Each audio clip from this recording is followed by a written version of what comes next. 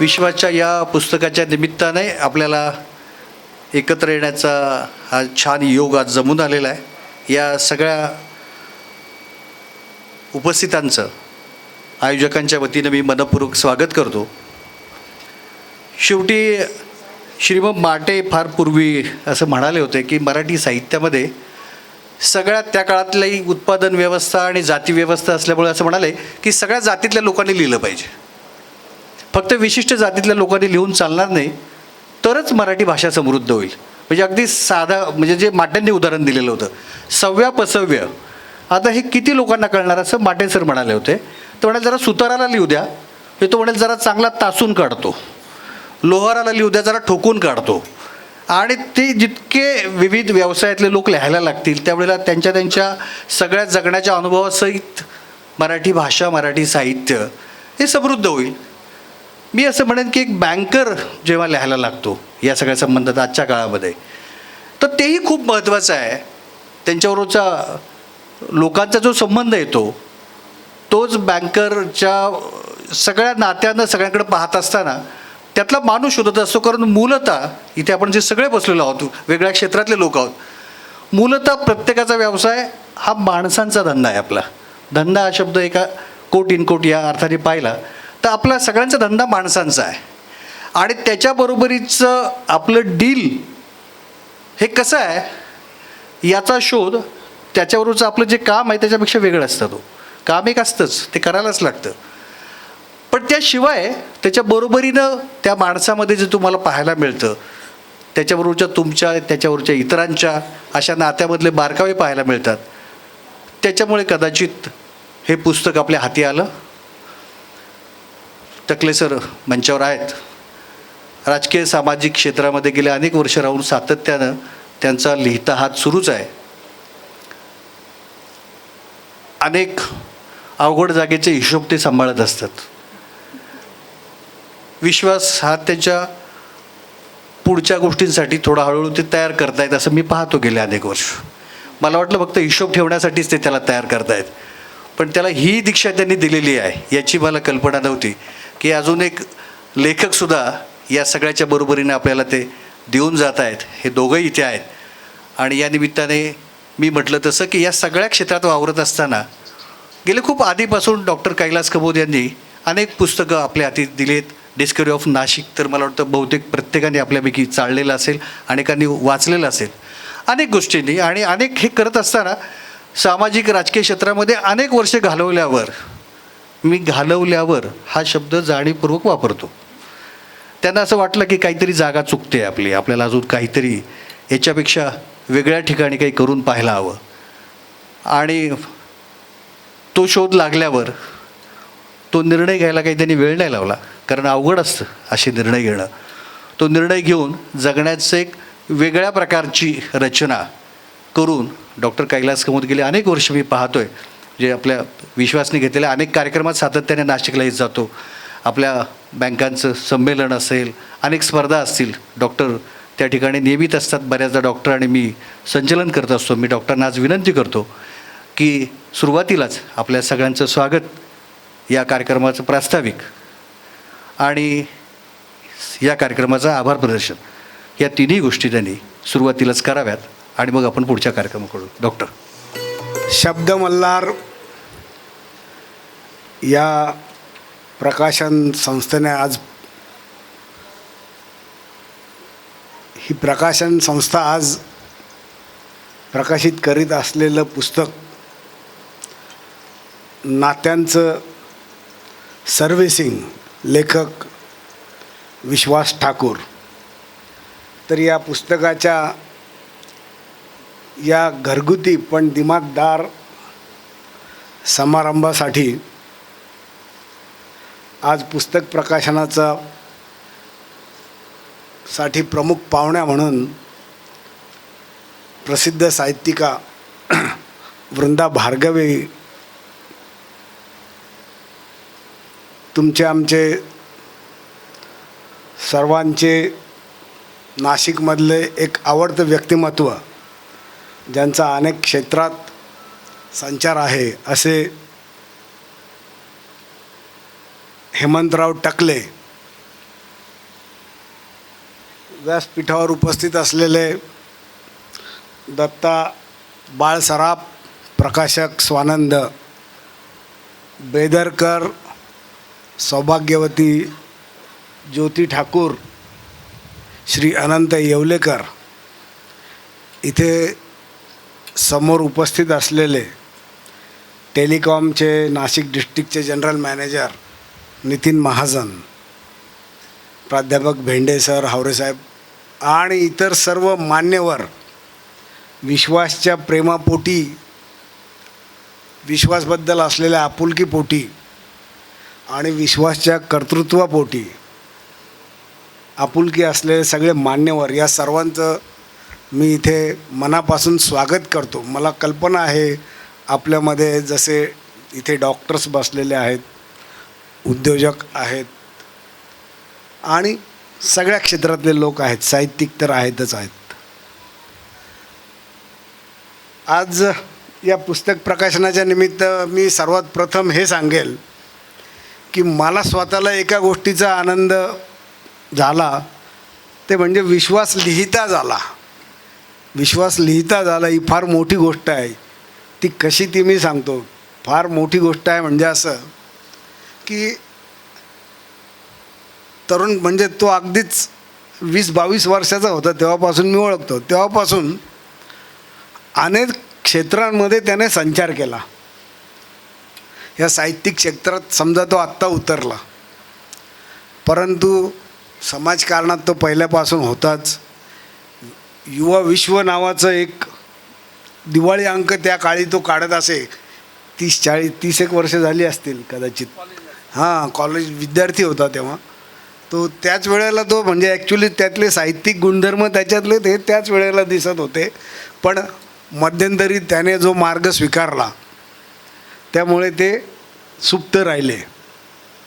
पण या साहित्यिक क्षेत्रामध्ये, राजकीय क्षेत्रामध्ये, सांस्कृतिक क्षेत्रामध्ये, सामाजिक कार्यामध्ये कुठे नाही विश्वास. आज नाशिकमध्ये कुठेही आपण नाव घेतलं, कोणत्याही संस्थेचं असेल, कुठेही असेल, की तिथे विश्वास ठाकूरचं अस्तित्व आपल्याला जाणवतं. नुसतं जाणवतं नाही, ते ठळकपणाने जाणवतं. नाशिकला साहित्य संमेलन होणार होतं, आपल्याला माहीत आहे. हे साहित्य संमेलन करोनामुळे पोस्टपोन झालं, परंतु त्या संमेलनाच्या आयोजनाची महत्त्वाची जबाबदारी विश्वासवर सोपवण्यात आली होती आणि ती लगेच व्यवस्थित मीटिंग्स घेऊन आणि कामाला लागून विश्वासने कामाला सुरुवात पण केली होती.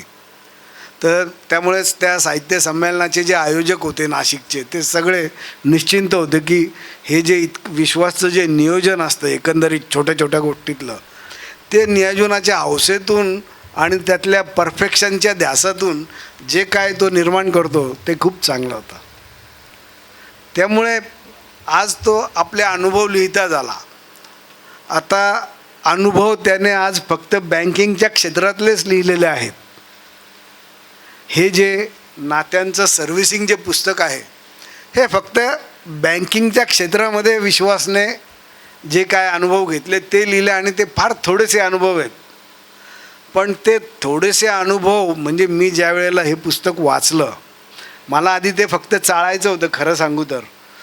पण ते चालता चालता नाही, हे वाचलं पाहिजे अशी एक मला जाणीव झाली.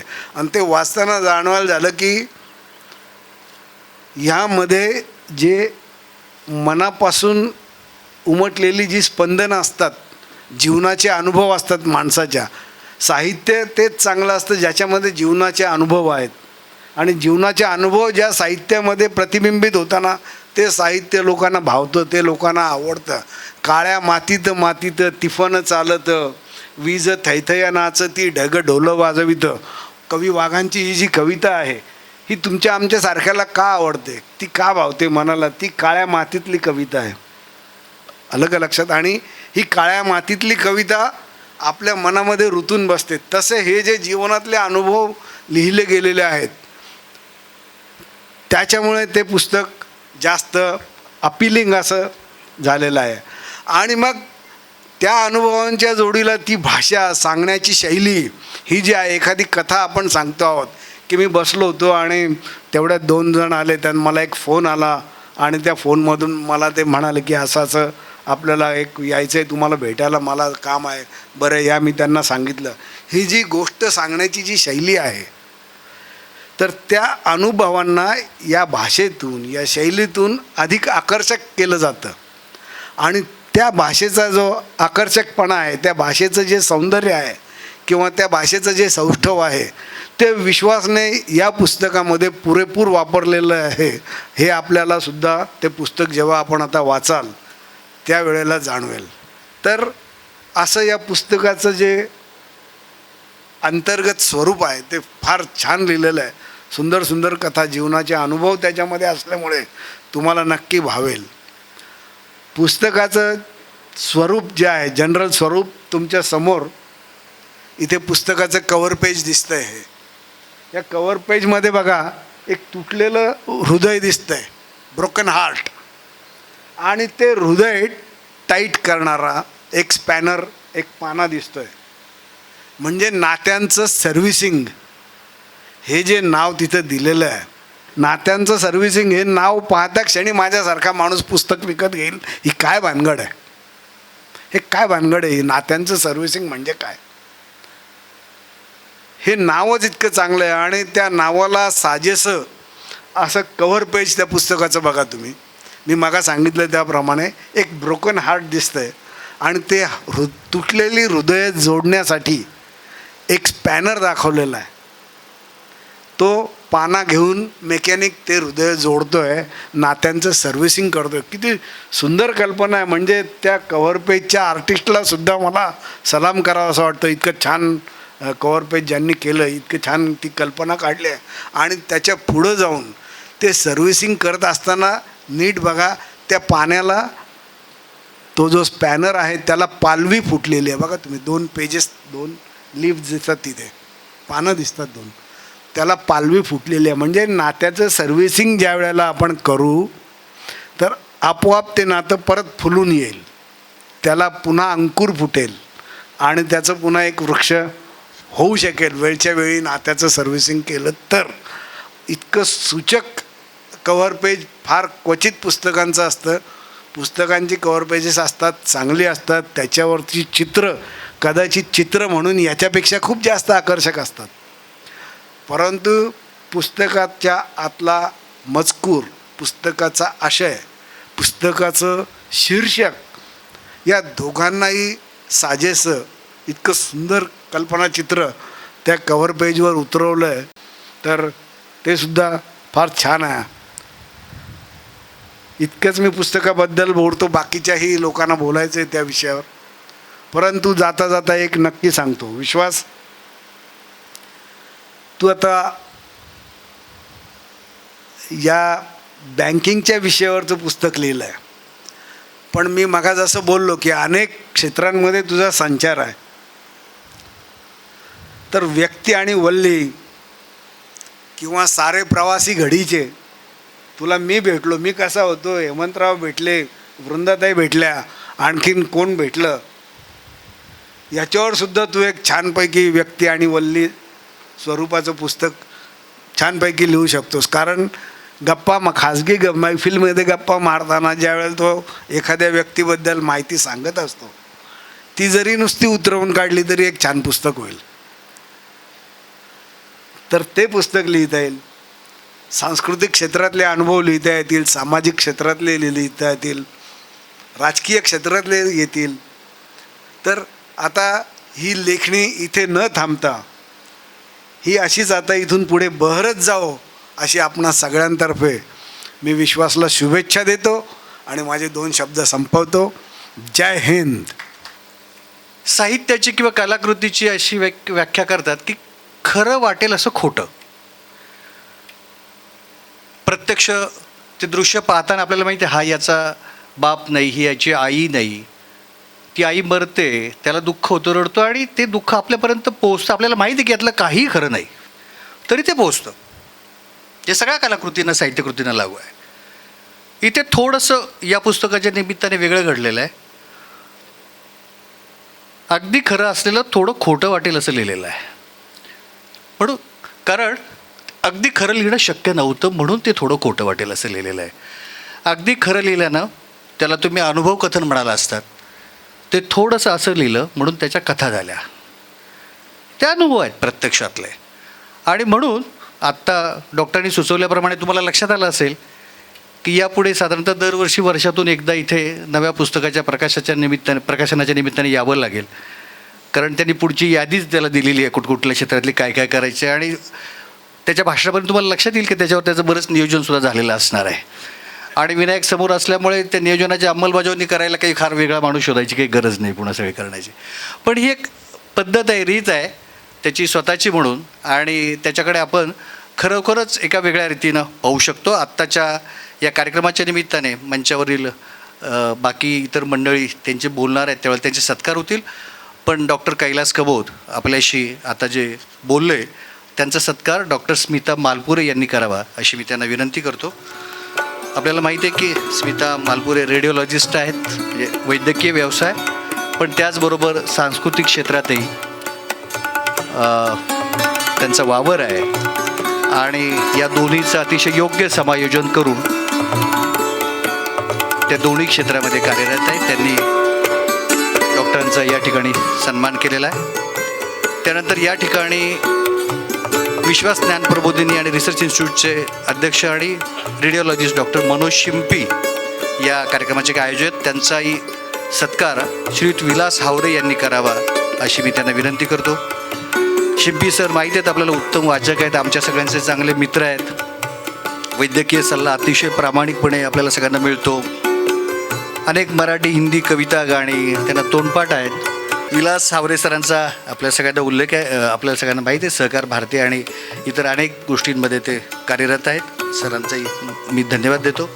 त्यानंतर विनायक रानडे यांचा सत्कार विजय काणेकर यांनी करावा अशी विनंती करतो. विनायक रानडेंसारखी माणसं कधीकधीच काही काही गावात जन्माला येतात. पु ल देशपांड्यांचा हात लागला नाही तरी ती व्यक्ती वल्ली होतेच होते, म्हणजे त्याला काही वेगळ्या याची गरज पडत नाही. त्यांचा सत्कार विजय काणेकर आमचे परभणीचे मित्र आहेत. दिव्यांगांच्या अपंगांच्या क्षेत्रामध्ये गेले अनेक वर्ष सातत्याने कार्यरत आहेत. सहकार बँकिंगच्या क्षेत्रामध्ये अतिशय आपल्या कामानं ज्यांनी आपला ठसा उमटवलेला आहे ते श्रीयुत प्रसाद पाटील यांचा सत्कार निलेश राऊत यांनी करावा अशी मी त्यांना विनंती करतो.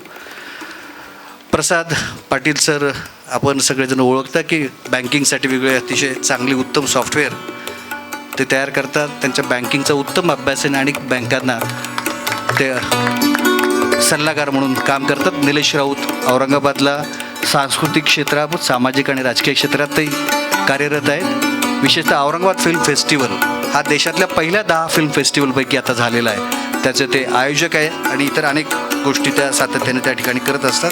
कार्यक्रमासाठी आपण इथे सगळं जमलेलो आहोत. त्याचं प्रकाशन आपण वृंदाताईंच्या हस्ते या ठिकाणी करणार आहोत. वृंदाताईंचा आपल्या सर्वांना परिचय आहे, त्याच्या भाषणाच्या आधी तो होईलच. तर मी प्रकाशकांना विनंती करतो की वृंदाताईंच्या हस्ते या नात्यांची सर्व्हिसिंग या ग्रंथाचं प्रकाशन त्यांनी करावं.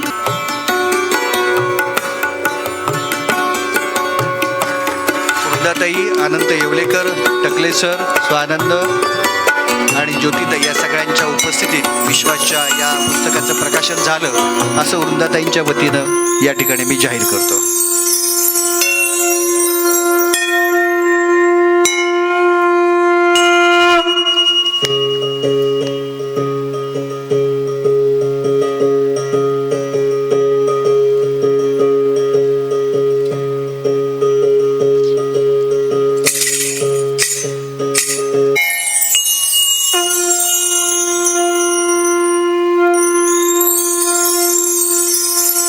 डॉक्टर कैलास यांनी ज्या मुखपृष्ठाचं आणि ज्या लेआउटचं अतिशय उत्तम शब्दात वर्णन केलं ते चंद्रमोहन कुलकर्णी अनेक उत्तम मराठी ग्रंथांची मुखपृष्ठ आणि आतील चित्र त्यांनी केलेली आहेत. आणि स्वानंदांनी अतिशय उत्तम रीतीनं अतिशय देखणी अशी निर्मिती या ग्रंथाची केलेली आहे. सगळ्यांना आपल्याला विचार करायला, आपल्या जगण्याबद्दल विचार करायला भाग पाडेल असं आपल्या अनुभवांचं एक छान कथन विश्वासनी या निमित्ताने आपल्या हाती दिलेलं आहे. आणि मी म्हटलं तसं की जीवनाचे जे अनुभव घेतलेले आहेत, इतर अनेकदा आपण असं म्हणतो की तुमची माझी मैत्री असते, भेट असते, ओळख असते, चहापाण्याला येतो जातो भेटतो, तोपर्यंत ठीक असतं. तुमचा माझा खरा संबंध कसपणाला लागतो तुमच्या माझ्यामध्ये काही व्यवहार घडतो तेव्हा. जोपर्यंत व्यवहार घडत नाही तोपर्यंत दोन माणसातला संबंध हा कसाला लागत नाही. तेव्हा कळतं की हा माणूस खरोखर कसा आहे. तोपर्यंत आपण जे बोलतो ते आभासी असतं. व्यवहार घडल्यानंतर त्याला सत्याचा पाया तयार होतो, तोपर्यंत होत नाही. आणि म्हणून माझ्यासारख्याच्या दृष्टीनं या लेखनाचं साहित्यमूल्य, भाषा आणि या अनेक अंगाने विचार करता येईल. पण खरोखर जगण्याचं इतकं खरंखुरं दर्शन देणारं असं जे विश्वासने लिहायला सुरुवात केलेलं आहे त्याचं मोल आम्हा सर्व सहकाऱ्यांच्या आणि मित्रांच्या दृष्टीने खूप मोठं वाटतं. आणि डॉक्टरांनी सुचवलं त्याप्रमाणे मी नक्की म्हणेन की खूप असे अनुभव आहे जे आम्ही फक्त मित्र म्हणून गप्पा मारतो, बोलतो, ते जर या रीतीने खरोखरच जर पुढे यायला लागले तर मला वाटतं की आपल्या जगण्याच्या सगळ्या दृष्टीमध्ये एक मोलाची भर टाकणाऱ्या गोष्टी विश्वास देऊ शकेल. विश्वासला मी विनंती करतो की लेखक या नात्यानं, पहिल्यांदाच लेखक म्हणून तो आपल्यासमोर येतो आहे, तर लेखक या नात्याने आपल्या सगळ्यांशी त्यांनी बोलावं. विश्वास ठाकूर.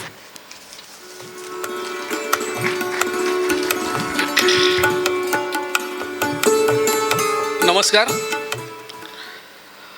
सर्वप्रथम ज्यांच्यामुळे मी इथं उभा आहे ते माझे आई आणि वडील, त्यांचं मी इथं स्मरण करतो. आयुष्यात मला जी काही संधी मिळाली सगळी ते त्यांचंच क्रेडिट आहे असं मी समजतो. आणि ते नसताना ज्यांनी मला सांभाळलं ते माझे मोठे भाऊ राजेंद्र ठाकूर, माझी बहीण संध्या, माझा मधला भाऊ धनंजय ठाकूर आणि बाकी परिवारातले सगळे आणि तुम्ही सगळे. माझ्याकडे स्वानंद असा काही ना काही कामानिमित्ताने यायचं. ॲक्च्युली स्वानंदबरोबर बँकेला 25 वर्ष झाले म्हणून फोटो बायोग्राफी करायचा असा एक विचार करून मी स्वानंदला बोलवायचो. स्वानंद आला की मी काहीतरी प्रचंड बिझी असायचो किंवा काहीतरी त्याच्याशी एक 5-10 मिनटं चहा येईपर्यंत गप्पा मारायचो. आणि तो आला पावली काहीतरी, मग आता सर कसं करायचं आपण, असं तो मला एक प्रश्न विचारायचा. आणि मी त्याला सांगायचो की ठीक आहे, पुढच्या आठवड्यात बघू आपल्याला काय करायचं ते. असं करून तो जायचा. मी त्याला काहीतरी किस्से सांगायचो. असंच मी त्याला एकदा एक किस्सा सांगितला आणि ते किस्साचं सांगितल्यानंतर तो म्हटला, सर आपण असं करूया ना, आपण याच्यावरच पुस्तक करूया, हे पुस्तक होऊ शकतं. असं तो म्हटल्यानंतर अरे म्हटलं कसं काय पुस्तक होणार, तुम्ही लिहा तर खरी म्हणे सर, तुम्ही लिहिलं ना की आपण ठरवू म्हणे काय करायचं काय नाही. पण म्हटलं अरे मला लिहिण्याचं, मी उत्तम वाचक आहे, माझी लायब्ररी आहे, मी चांगल्या प्रकारे वाचू शकतो, बँकिंगवर मी लिहू शकतो. म्हटलं हे लेखन करणं हे थोडंसं मला अवघड वाटतं. नाही म्हणे तुम्ही करा म्हणे आणि सुरुवात तर करा, बघू काय करायचं ते. म्हणून मग मी त्याच्याशी एक स्टोरी त्याला मी सांगितली आणि ते म्हटलं हे उत्तमच आहे असं त्यांनी मला सांगितलं आणि याच्यावर तुम्ही लिहा. मी म्हटलं नाही तू लिही, म्हटलं मी तुला त्याच्यातून काय असं सांगतो. नाही म्हणे सर तुम्हीच लिहा, तुम्ही लिहिलं की मी त्याच्यामध्ये काय करेक्शन करायचं ते मी तुम्हाला सांगतो. तुम्हाला आश्चर्य वाटेल की मी त्याचं ऐकलं. तो धक्का तो अजूनही पचवू शकत नाही. तर मग मी लिहून मी काय केलं की ते व्हॉट्सअप याच्यावर मी ते रेकॉर्ड केलं. अतुलला सांगितलं, अतुलबरोबर बसलो, ते लिहून काढलं.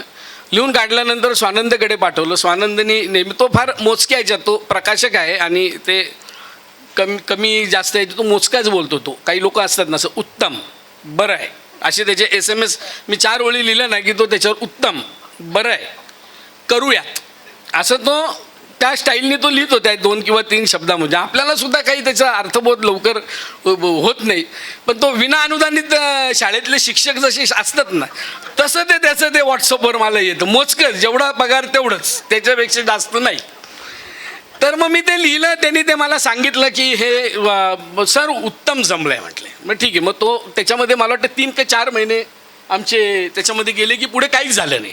मग एक दिवशी स्वानंद आला आणि स्वानंद म्हटलं की आपण सर दर मंगळवारी 1 तास आपण बसूया आणि याच्यावर आपण काहीतरी लिहूया. तुमच्याकडे हे जे काही किस्से आहेत त्याच्यावर, तर तुमच्या बँकिंगच्या किस्स्यावरच आपण करूया. म्हटलं ठीक आहे, म्हटलं आपण करूया. मी हे इथं कार्यक्रम का घेतलं त्याच्यामागचं कारण सांगतो की 24 कथा मी इथं वॉक करताना सगळ्या लिहिल्या आहेत. ह्या सगळ्या माझ्या मॉर्निंगमध्ये तयार झालेल्या या कथा आहेत, सगळ्याच्या झाल्या. आणि हे पुस्तक मी नंतर मॅडम 17 वेळेला वाचलं. मी जर एवढा अभ्यास केला असतो तर आज कुठे असतो बघा तुम्ही. मॅडमबद्दल मी नंतर बोलणारच आहे. हां, कारण मॅडमचे माझे पण काही किस्से आहेत म्हणून तुम्हाला मी सांगतो. आज मला बोलायची ती संधी आहे, इतर वेळेला मला नव्हती म्हणून मी आज ते नक्की बोलणार आहे. पण अशा पद्धतीने ते पुस्तकाचा त्याचा आणि माझा तो सिलसिला त्याचा माझा सुरू झाला. आणि ह्या सगळ्या ह्याच्यामध्ये तो आला की आम्ही काहीतरी चर्चा करायचो, मी लिहायचो, मी सगळं त्याच्यावर मी बऱ्याच वेळेला ते लिहायचो, खोडायचो, परत असं करायचो. असं करत करत करत ते पुस्तकाला त्याला रूप यायला सुरुवात झाल्यानंतर माझा पण इंटरेस्ट वाढला. आणि नंतर मी मधल्या लॉकडाऊनमध्ये सलग 2 महिन्यामध्ये मी 24 कथा पूर्ण केल्यात. आणि मी 25व्याला अटकलो. त्याच्यामध्ये 8 दिवस गेले, 10 दिवस गेले, 15 दिवस गेले की मला काहीच सुचेना की 25वी कथा किंवा आपण काय मी आठवण्याचा प्रयत्न करत होतो. कारण ह्या सगळ्या 25 वर्षात माझ्या आयुष्यात घडलेल्या या घटना आहेत. या तुम्ही जेव्हा वाचाल बरेचसे रेफरन्सेस तुमच्या लक्षात येतील, बरीच नावं, बरीच लोकं तुम्हाला लक्षात येतील की ही लोकं कोण आहेत म्हणून. 25व्या कथाचं माझ्या काही डोक्यात मला यायच ना. आणि एक दिवशी माझ्या असं लक्षात आलं की आपण सगळ्यांबद्दल लिहिलं आहे, पण आपलं सुद्धा कुठेतरी काहीतरी सर्व्हिसिंग करायचं राहून गेलं आहे का, असा विचार केल्यानंतर मग मला माझा आणि दादांबरोबरचा झालेला जो किस्सा आहे तो मला तो आठवला. आणि मग मी त्याच्यावर त्या याच्यावर म्हटलं याच्यावर आपण आपल्या पुस्तकाचं एंड करूया. असं म्हणून ते 25वी ती कथा मी 25वी मी कथा ती लिहिली. ह्या सगळ्या माझ्या कथा झाल्यानंतर स्वानंदाला म्हटलं की स्वानंद आता हे आपल्याला खरंच छापण्यायोग्य झालं की आपल्याला कोणाला कधीतरी बघून आपल्याला विचारलं पाहिजे किंवा कोणाला तरी ते दाखवलं पाहिजे की जो आपल्याला खरोखरीच सांगेल की हे योग्य आहे का अयोग्य आहे. कारण आपल्याला तर सगळंच योग्य वाटतं, आपण जे लिहू ते असं वाटतं की हे उत्तमातलं उत्तम आहे साहित्य, याच्यापेक्षा जास्त चांगलं काय असूच शकत नाही. आणि म्हणून स्वानंदाला म्हटलं स्वानंद काय करायचं, तर स्वानंदाने सांगितलं की आपण हे 2 लोकांना रेफर करूया. तर म्हटलं कोण आहेत 2 लोक, तर मग त्यांनी एक सांगितलं की डॉक्टर वृंदा भार्गवे आणि अनंत येवलेकर. आता येवलेकर सर मला BCGला शिकवायला होते 1991-92 साली. आणि 2007 साली मी MA-MCG केलं. त्यावेळेला डॉक्टर वृंदा भार्गवे माझ्या हेड ऑफ डिपार्टमेंट होत्या. मी ॲडमिशन घ्यायला गेलो, तिथंच पहिलं माझं आणि मॅडमचं भांडण झालं. मॅडम म्हटलं अहो तुम्हाला हे जमणार नाही म्हटले, तुमच्या मागे एवढी कामं आहेत आणि तुम्ही इथं हे तुम्ही करायला जाल आणि अडचणी होतील आणि नंतर सगळंच गोंधळ होईल. आता त्यांना माझ्याबद्दल इतर माहिती असल्या कारणामुळे गोंधळ होण्याची शक्यता त्यांच्या लक्षात आली आधीच. आणि मग ते म्हटले की अहो ॲडमिशनचा सुद्धा प्रॉब्लेम आहे म्हणे, ॲडमिशन काही आता शिल्लक नाहीत म्हटले. तर म्हटलं ठीक आहे मॅडम, ॲडमिशन शिल्लक नाही तर मग आपल्याकडे काही वेटिंग आहे का. हो म्हणे 7 ते 8 वेटिंग आपल्याकडे आहे. म्हटलं मग मी 9वा का, म्हणे हो. म्हटलं मी पुणे विद्यापीठाकडून जर कोटा वाढवून आणला तर चालेल का, असं त्यांना म्हटलं. फक्त ते मला वेगळ्या शब्दात नाही बोलते. म्हणे अहो तुम्ही काय विद्यापीठ तुमच्या घरचं समजलात का म्हणे. म्हटलं आता लाईक दॅट म्हटलं, तसंच काहीतरी समजायला हरकत नाही म्हटलं. कारण सरकार तेव्हा काँग्रेस राष्ट्रवादीचं सरकार होतं. आणि त्यांना म्हटलं की ते मी करतो प्रयत्न म्हटलं, कारण अशा रिकाम्या उद्योगामध्ये माझा उत्साह खूप असतो. बऱ्याच जणांनी माझ्याबरोबर काम केले, सगळ्यांना माहिती आहे. आणि मी म्हटलं की मी करू शकतो. पण त्यांच्या लक्षात आलं आणि त्यांनी मला शेवटी मॅडमनी मला ॲडमिशन मला दिली. त्यांनी मला 4 वेळेला बजावून सांगितलं की 80% प्रेझेंटी जर तुमची नसेल तर तुम्हाला परीक्षेला बसता येणार नाही. मी म्हटलं मॅडम काय प्रॉब्लेम नाही, नो प्रॉब्लेम, तुम्ही फक्त ॲडमिशन द्या. मग मॅडमनी कशी तरी मला ती मॅडमनी मला ॲडमिशन दिली. कॉलेज आमचं सुरू झालं, सगळं झालं. मधल्या याच्यामध्ये मग मी काही छान छान उपक्रम वगैरे केल्यावर थोडंसं मॅडमचं माझ्याबद्दलचं मत परिवर्तन झालं की अरे हा कामाचा आहे, काहीतरी चांगलं काम करू शकतो हा, असं ते झालं. नेहमीप्रमाणे 80% प्रेझेंटी भरली नाही, मॅडमकडे परत जावंच लागलं मला. मॅडमकडे गेल्यानंतर त्यांनी मला लगेच सांगितलं, मी तुम्हाला पहिल्यांदाच सांगितलं होतं. म्हटलं आता चूक झाली मॅडम, आता काय करणार. आणि मला एक पूर्ण माहिती होतं की मॅडम नुकसान नाही करणार. मॅडमची एक गोष्ट चांगली की त्या प्रचंड स्पष्ट वक्त्या आहेत. म्हणजे त्या तुम्हाला असं एक काहीतरी तुम्हाला काय आवडेल किंवा तुम्हाला तुम्ही याच्यातून खुश व्हाल असं ते काही सांगत नाहीत. ते म्हणजे जे काही खरं असेल तेच बोलतात. त्यामुळे स्वानंदांनी ज्या वेळेला त्यांच्याकडे दिलं ते पुस्तक बघण्यासाठी म्हणून ज्या वेळेला दिलं त्यावेळेला त्यांनी अभिप्राय दिला त्याच्यातला की उत्तम आहे, काही प्रॉब्लेम नाही, याचं पुस्तक छान तयार होऊ शकतं. येवलेकर सरांनी सुद्धा तेच सांगितलं. येवलेकर सर मला जर्नलिझमला 91-92 साली होते. त्यावेळेला जर्नलिझम डिपार्टमेंटची वाताहत झाली, खूप वाईट पद्धतीचं जर्नलिझम डिपार्टमेंट होतं. आणि त्यावेळेला मी बऱ्यापैकी काम केल्यामुळे येवलेकर सरांचंही माझ्याबद्दलचं मत चांगलं असल्या कारणामुळे, पण येवलेकर सर मुळातच पत्रकार असल्या कारणामुळे आणि माझे शिक्षक असल्यामुळे दुसरा कुठलाही प्रभाव पडण्याचं काही कारणच नव्हतं त्यांच्यावर. त्यांनीसुद्धा सांगितलं की हे पुस्तक उत्तम होऊ शकतं.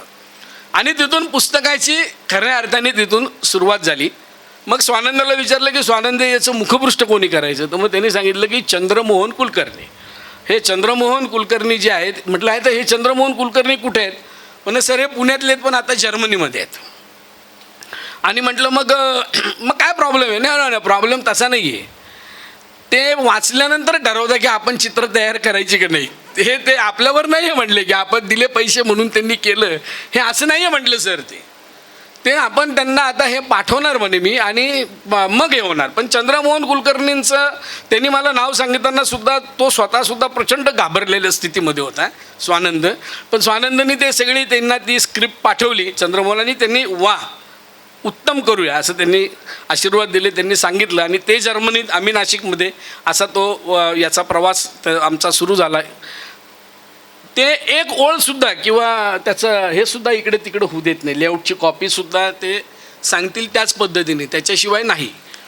आणि आम्हाला शेवटच्या टप्प्यापर्यंत मी ह्या दिवशीच तुम्हाला मुखपृष्ठ देईल तर त्याच दिवशी देणार. त्याच्या आधी मी विनंती केली, हे केली, तर काहीही त्याचा उपयोग झाला नाही. त्यांनी त्यांच्याच वेळेत दिलं, पण त्यांनी अतिशय सुंदर केलं. आज जे काही महाराष्ट्रात मराठी पुस्तकं जर एक वर्षात 100 निघत असतील तर 70 पुस्तकांना चंद्रमोहन कुलकर्णींची चित्र असतात. आणि तुम्ही हे बघतातच आहात. आतलेसुद्धा ज्या वेळेला तुम्ही बघाल किंवा तो टाईप बघितल्यानंतर सुद्धा पूर्वीच्या काळचं ते खेळ्यांनी हे करायचे ना, तोच त्याचा हे आहे आशय. म्हणजे त्या प्रत्येक याच्यामध्ये काही ना काही अर्थ आहे. त्या प्रत्येक याचा अर्थ आहे त्याच्यामध्ये. आणि म्हणून ते पुस्तक जे आहे ते खूप छान पद्धतीने त्याची तयारी झाली. प्रिंटिंगच्या याच्यामध्ये विनायक होताच. विनायकने शेवटच्या 8-10 दिवसात आम्हाला प्रचंड त्रास दिला त्या पुस्तकाच्या मेकिंगच्या याच्यामध्ये. ते आम्हाला पहिल्यांदा ते 2-3 शब्द याच्यामुळे कळाले म्हणजे आपण जे वेगळ्या अर्थाने वापरतो विडो आणि ऑर्पन ते 2 शब्द. म्हणजे शब्द तुमचा कुठे तुटतो किंवा शब्द कुठे तुमचा हे व्हायला पाहिजे, ते कुठे तुटलं पाहिजे, कसं आलं पाहिजे, ते फ्रंट पेजला कसं, त्याच्यावर एवढं मोठं त्यांनी आम्हाला लेक्चर दिलं. आणि ते आम्हाला त्यांनी ते करायला लावलं ते सगळेच्या सगळं. आणि ते अर्थातच जेव्हा पुस्तक हातात आलं तेव्हा कळालं की ऑफकोर्स विनायकनी केलेल्या कष्टामुळे त्याला एक खूप चांगला एक आकार त्याच्यामध्ये आला. मग याचं पुढं करायचं काय, तर हेमंत बेळेला आम्ही सांगितलं, हेमंतला सांगितलं की हेमंत आपल्याला हे करायचं आहे की याचं सोशल मीडियावर आपल्याला करायचं. आणि हेमंतने जो काही धुमाकूळ घातला त्या सोशल मीडियावर, त्याच्या हे सगळे तुम्ही जे बघतात हे माझे सगळे पोस्टर्स तुम्हाला मी वेळोवेळी पाठवलेले जे तुम्ही बनवले, हे सगळं काही क्रेडिट गोज टू हेमंत. की हेमंतने त्याला खूप चांगल्या पद्धतीने त्याला आकार त्याला दिला. आणि अशा पद्धतीने हे पुस्तक माझं जे काय हे माझं तयार झालेलं पुस्तक आहे. याच्यामधल्या एकूण एक कथा ह्या माझ्या खरंच आयुष्यामध्ये घडलेल्या कथा आहेत, खऱ्या घटना आहेत. अंतर्मुख करणारे सगळे हे प्रसंग आहे. पण शेवटी असं आहे की माणूस आहे त्यामुळे. आणि मी असा विचार केला की ठीक आहे, त्या वेळेला तो माणूस त्या परिस्थितीमध्ये होता.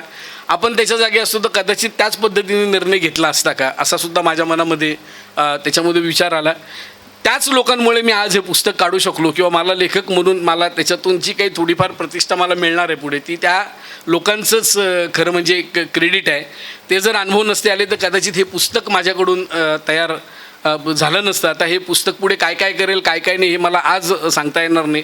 मला खात्री आहे की हे पुस्तक महाराष्ट्रामध्ये एक चांगल्यापैकी छानपणे याचं नाव निघेल अशा पद्धतीचं हे पुस्तक होईल. कारण ज्यांना मी हे पुस्तकाचं हे पाठवलं, म्हणजे ज्या वेळेला मी आमचं ठरलं की याला प्रस्तावना कोणाची घ्यायची, तर मधु मंगेश कर्णिकांची घ्यायची ठरली. म्हणून मी मधुबाईंना फोन केला. मधुबाईंनी 5 वर्षापूर्वीपासूनच प्रस्तावना देणं बंद केलं आहे. पण ते माझी आणि त्यांची कुसुमाग्रज प्रतिष्ठान आणि टकले साहेबांमुळे ओळख असल्यामुळे त्यांनी मला रिस्पॉन्स दिला आणि मला म्हटलं तू पाठव बघूया. मी त्यांना पाठवलं, पुस्तक पाठवलं मी त्यांना.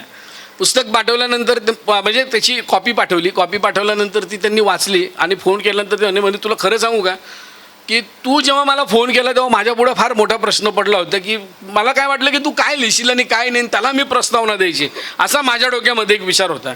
पण म्हटलं की मी हे वाचलं आणि माझ्या असं लक्षात आलं की याच्यामध्ये दम आहे, याच्यामध्ये प्रामाणिकपणा आहे, याच्यामध्ये खूप काही छान आहे आणि हे महाराष्ट्रामध्ये नाव काढेल हे पुस्तक.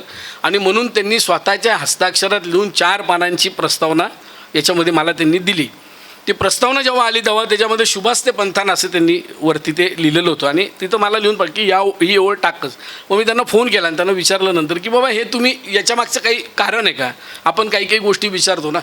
त्यांनी मला सांगितलं की 1958 साली माझा पहिला कथासंग्रह प्रसिद्ध झाला आणि तो पु ल देशपांडेंनी तो कथासंग्रह त्याला प्रस्तावना लिहिली आणि प्रस्तावना लिहिताना त्यांनी माझ्या त्या याच्यावर शुभास्ते पंथान म्हणून लिहिलं आणि त्यांनी मला आशीर्वाद देताना सांगितलं की तू लिहित राहा, तेच मी तुझ्याकडे सुपूर्द करतोय आणि तू लिहित राहा. असा हा पुस्तकाचा प्रवास. वसंत आबाजी डहाकेंना ब्लर मागचा आम्ही लिहिण्यासाठी दिला. त्यांनी तो 2 पानं लिहून काढली त्याच्यावर. म्हणजे ते सुद्धा इतके त्याच्यावर इम्प्रेस झाले. त्यांनासुद्धा तो प्रकार लेखनाचा प्रकार त्यांना तो आवडला. आणि खरं म्हणजे हे लिहिण्यामागचं तुम्हाला सांगतो की हा फॉर्म ज्या वेळेला आम्हाला जमत गेला याचा मागचा आणखीन एक स्टोरी माझी अशी की मी कॉलेजला असताना माझं आणि शिवाजी सावंतांचं नातं फार घट्ट होतं. म्हणजे त्यांचं जेव्हा युगंधर नावाचं पुस्तक त्यांचं ज्या वेळेला आलं त्यावेळेला युगंधरची पहिली कॉपी त्यांनी मला दिली. कारण युगंधरच्या मेकिंगमध्ये मी त्यांच्याकडे फ्रॉम द डे बिगिन पहिल्यापासून मी त्यांच्याबरोबर युगंधरच्या याच्यामध्ये होतो. मी त्यांच्या घरी गेलो की ते मला 4-4 साडेचार तास गुरु व्यासांना कृष्ण कसा वाटला असेल याच्यावर ते माझ्याशी बोलायचे आणि मला ते सांगायचे. एक मैफल तर त्यांची आणि माझी अशी मैफल माझी 2 तासाची होती की माझ्या इथल्या एका मी फर्ग्युसनला शिकत असताना एका कार्यक्रमांना वपू काळेंना बोलवलं होतं. वपू काळे त्या कार्यक्रमाला आलेत आणि कार्यक्रम संपल्यानंतर त्यांनी मला सांगितलं की मला तू एका ठिकाणी सोडशील का म्हणून. तर मी म्हटलं सोडतो, सांगा कुठे सोडायचं. तर तेव्हा काय आपल्याकडे गाडी वगैरे नाही, रिक्षाच ना. मग ते म्हटले की मला भाईंकडे जायचं म्हणजे पु ल देशपांडेंकडे. मग म्हटलं चला मी पण येतो, मला पण तेवढेच तुमच्या निमित्ताने हे. बाईंची माझेसुद्धा मी पुण्याला शिकत असल्यामुळे माझी त्यांचेसुद्धा संबंध चांगले होते. ते आणि मी त्यांच्याकडे गेलो. मग मी गेल्यानंतर मी पण बसलो, त्यांनी गप्पा मारल्या आणि भाईंनी त्यांना विचारलं नंतर की तुम्ही आता इथून कुठे जाणार आहेत. तर ते म्हटले की मी राजनकडे चाललो, म्हणजे कोणाकडे तर शिवाजी सावंतांकडे चाललो. मग ते म्हटलं मलाही खूप दिवसात भेटायचं आहे त्यांना, तर चला आपण जाऊ. तर रिक्षामध्ये मध्ये मी एका बाजूला पु ल देशपांडे आणि एका बाजूला वपू काळे यांना घेऊन मी शिवाजी सावंतांकडे गेलो जेव्हा युगंधरवर काम चालू होतं. आणि मी तिथे गेल्यानंतर जेवणाची वेळ झाली होती. मला त्यांनी सांगितलं, मला म्हटलं अरे आता तू कुठे जाणार, आता तू हॉस्टेललाच राहतो त्याच्यामुळे हात ओले करून जा, हा त्यांचा शब्द होता, जेवण करून जा. आणि त्यांच्याबरोबरची नंतर 4 तासाची जी काही मैफल तिथं जमली याच्यामुळे म्हणजे मी माझ्या आयुष्यात मी स्वतःला त्याच्यामुळे खूप समृद्ध समजतो की मला ह्या अशा प्रकारच्या लोकांबरोबरचा माझा सहवास होता. आणि ते युगंधर पूर्ण त्यांचं होत नव्हतं त्यावेळेला मी नाशिकला शिवाजी सावंतांचे कार्यक्रम लावायचो आणि त्यांना तात्यासाहेबांकडे घेऊन जायचो, कारण त्यांच्यावर तात्यासाहेबांचा प्रभाव होता. युगंधर लिहिताना सुद्धा ते अटकलेले होते की युगंधरचा फॉर्म कसा घ्यायचा. मग एक दिवशी त्यांना तात्यासाहेबांनी विचारलं की राजे युगंधर तुमचा कुठपर्यंत अटकला, कुठे तुमचा कृष्ण. मग त्यांनी सांगितलं की तात्यासाहेबांना सांगितलं त्यांनी की मला सुचत नाही आहे की याचा फॉर्म कसा असावा. मग त्यांनी सांगितलं की तुम्ही मृत्युंजयला जो वापरला ना तोच तुम्ही वापरा, स्वतः करणं बोलता अशा पद्धती त्याच्यातच तुम्ही घ्या. आणि ते पुस्तक पुढे पूर्ण झालं.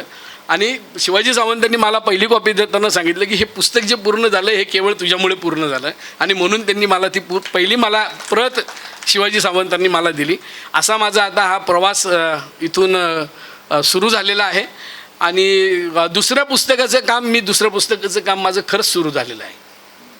म्हणजे मी 2-3 कथा माझ्या आता त्याच्यामध्ये झालेल्याच आहे. पण एवढं निश्चित आहे की टकले साहेबांबरोबर काम करत असल्यामुळे नेमकं कुठे थांबावं हे मला नक्की कळलेलं आहे. त्यामुळे जिथं थांबायचं असेल तिथं मी नक्की थांबेल. लिहिताना ते कसदार असेल याची काळजी मी नक्की घेईल. कारण शेवटी एखाद्या गोष्टीचा जर अतिरेक झाला तर तुम्ही आधी काय केलं ते सुद्धा लोक विसरून जातात. त्याच्यामुळे जे चांगलं असेल ते लिहिण्याचा मी प्रयत्न करेल. भार्गवी मॅडम तुम्ही इथं आलात, मला मनापासून खरं म्हणजे आनंद झाला. येवलेकर सर तुम्ही दोघंही माझे गुरुजन आहात. टकले साहेब तर माझ्या वडिलांसारखेच आहे, पण माझे ते फ्रेंड आहे, फिलॉसॉफर आहेत, गाईड आहेत, दोन्ही आहेत. म्हणजे टकले साहेबांचं एक वैशिष्ट्य असं आहे की ते कुठल्याही वयोगटात मॅच होतात. डॉक्टर कमोद हे पहिल्यापासून माझ्या बरोबर आहेत आणि त्यांचा एक फंडा फार क्लिअर आहे की तू निर्णय घेतला ना मग आता तो चूक एका बरोबर याच्याशी काही घेणं देणं नाही, तुझ्याबरोबर राहायचं. हा अतिशय एक सकारात्मक असा ऊर्जा देणारा आणि ताकद देणारं एक बळ ते डॉक्टर कमोदांचं आहे. आणि म्हणून कमोद डॉक्टर माझ्या प्रत्येक कार्यक्रमाला किंवा प्रत्येक ठिकाणी डॉक्टर कमोद माझ्याबरोबर असतात. स्वानंद माझ्यापेक्षा वयाने लहान आहे, परंतु मी खात्रीपूर्वक सांगतो की मी त्याचा फॅन आहे खूप मोठा. स्वानंद जेव्हा बोलतो तेव्हा त्यांनी बोलतच राहावं असं वाटतं. प्रचंड अभ्यास असलेला स्वानंद अतिशय विनम्र आहे. कदाचित माझ्याकडे आल्यानंतर दुसरा पर्याय नसल्यामुळे सुद्धा असू शकतं तसं, पण तो एकंदरीत त्याचा स्वभाव बघितल्यानंतर तो विनम्रच असावा याची माझी खात्री पटलेली आहे. आणि त्याच्याबरोबर प्रशांतने सुद्धा आता ह्या पुस्तकाच्या बाबतीत खूप मेहनत घेतली. सगळ्या टीमचं मी मनापासून इथं ऋण व्यक्त करतो. आणखीन एक माझा मित्र माझ्याबरोबर कुठल्याही माझ्या याच्यामध्ये असतो, तो आमचा रऊफ पटेल, एकदम कोपऱ्यात बसला आहे. खरं म्हणजे तो सगळ्या याच्यामध्ये माझ्या सगळ्या प्रोजेक्टमध्ये रऊफ असतो.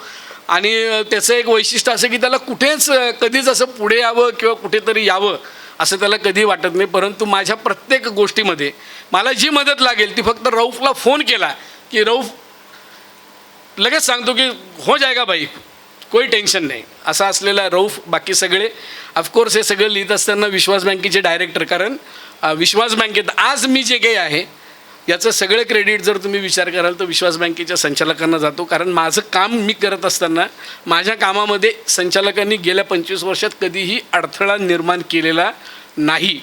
माझ्यावर त्यांनी प्रचंड विश्वास ठेवलेला आहे.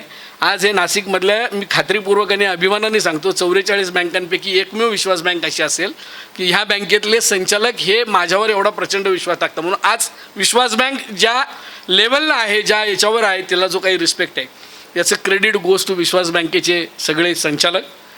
ऑफकोर्स विश्वास ज्ञानप्रबोधिनी आणि रिसर्च इन्स्टिट्यूटचे डॉक्टर शिंपी, हरिभाऊ कुलकर्णी आणि तो सगळाच स्टाफ इथं आहे. आता रुचा पण तिथं जॉईन झालेली आहे. तर ही सगळीच लोकं जी आहेत हे माझ्या आत्तापर्यंतच्या ह्या सगळ्या प्रवासामध्ये हे सगळे बरोबर आहेत. कदाचित हे जर माझ्याबरोबर नसते तर आज मी तुमच्यासमोर हे जे काही बोलतो किंवा माझ्या आयुष्यात जे जे काही घडलं ते कदाचित घडलं नसतं किंवा त्या संधी मला उपलब्ध झाल्या नसत्यात. त्यामुळे मी त्यांचे आभार मानणार नाही, मला त्यांच्या ऋणात कायम राहायला मला निश्चितपणे आवडेल. बाकी सगळे तुम्ही आलेले माझ्या परिवारातले सगळे घटक तुम्ही सगळे आलात. थोडंसं मला 10 मिनटं माझ्यासाठी मीच दिलेली होती पण त्याचं मी हे मोडलं मॅडम. पण शेवटी हा घरगुती कार्यक्रम असल्यामुळे मलाही राहवलं नाही आणि म्हणून मी खरं म्हणजे मनापासून हे सगळं बोललो. पुन्हा एकदा तुमचे सगळ्यांचे ऋण व्यक्त करतो आणि इथं थांबतो. धन्यवाद.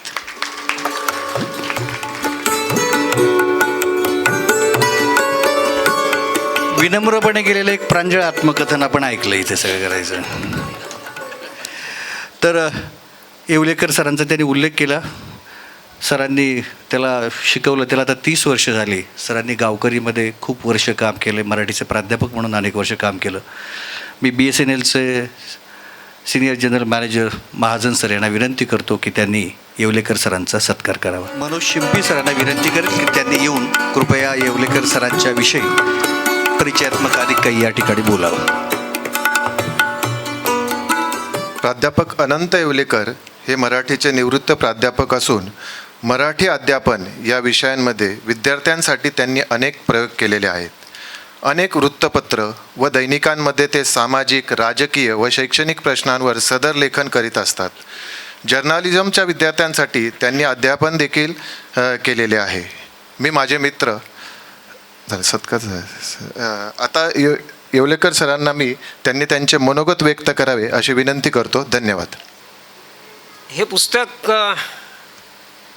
जेव्हा माझ्याकडे स्वानंदने पाठवलं, मी प्रामाणिकपणानेच बोलण्याबद्दल प्रसिद्ध आहे.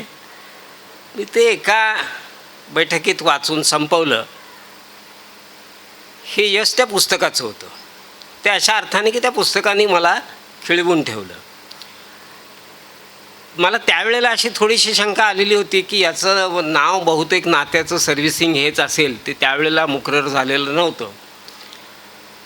आणि माझ्या असं लक्षात आलं की काही हरकत नाही, मी एक विधान आता इथे करणार आहे. कदाचित मी जवळपास 36 वर्ष मराठी शिकवलं, पत्रकारिता शिकवली, त्याच्यातून ते माझ्या डोक्यात आलेलं असेल.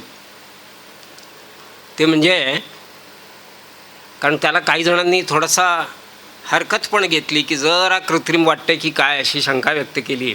पण माझ्या मनात ती शंका काही आली नाही. त्याचं कारण असं की साहित्याचं हे कामच आहे, नात्यांचं सर्व्हिसिंग करणं. मला वाटतं दत्ता पण ते कबूल करेल की नाटकाचंही हेच काम आहे.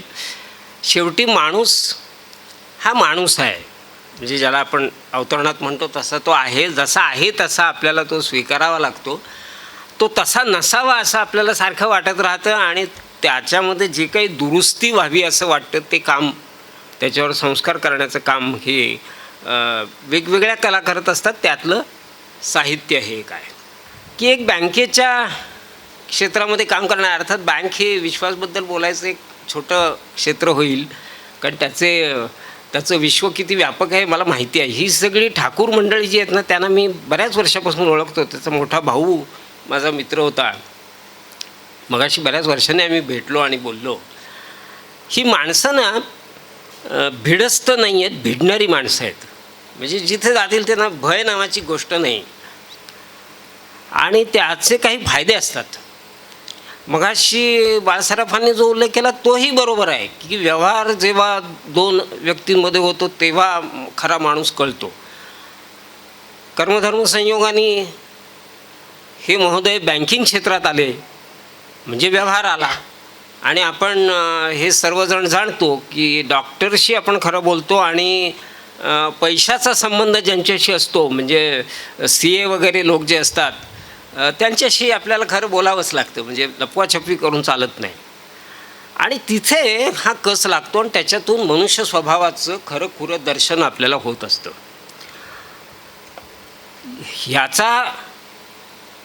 याचं परावर्तन हे साहित्यामध्ये करता येईल ही कल्पना स्वानंदनी विश्वासच्या डोक्यात घातली आणि त्यांनी ते मनावर घेतलं आणि ते लिहून काढलं. अशा याच्यात काय एक धोका असतो माहिती आहे का? काही जणांना माहिती असेल तो, आणि तो असतो घोस्ट रायटिंगचा. म्हणजे ते लोक स्वतः लिहित नाहीत. मला अनेक नावं माहिती आहेत की ती पुस्तकं त्यांनी स्वतः लिहिलेलीच नसतात. कोणीतरी दुसरा माणूस ते लिहितो आणि ते पुस्तक नावारूपाला येतं, त्याचं कौतुक होतं वगैरे वगैरे. असं न करता ते जसं आहे तसं लिहित असताना काय झालं आहे बघा तुम्ही. मला एक वाक्य आठवते का गोष्टीमधलं. गोष्ट हा शब्द मला फार आवडतो. कथा बऱ्याच जणांनी वापरला पण खरी ती गोष्टच असते. आणि गोष्ट हा शब्द मला का आवडतो कारण माणूस जो आहे ना, मी मगाशी माणूस म्हणालो अवतरणातला, आपण गोष्टी वेल्हाळ असतो, गोष्ट ऐकायला आपल्याला आवडते, पण जो माणूस वेल्हाळ असतो त्याच्याकडे गोष्टी असतात.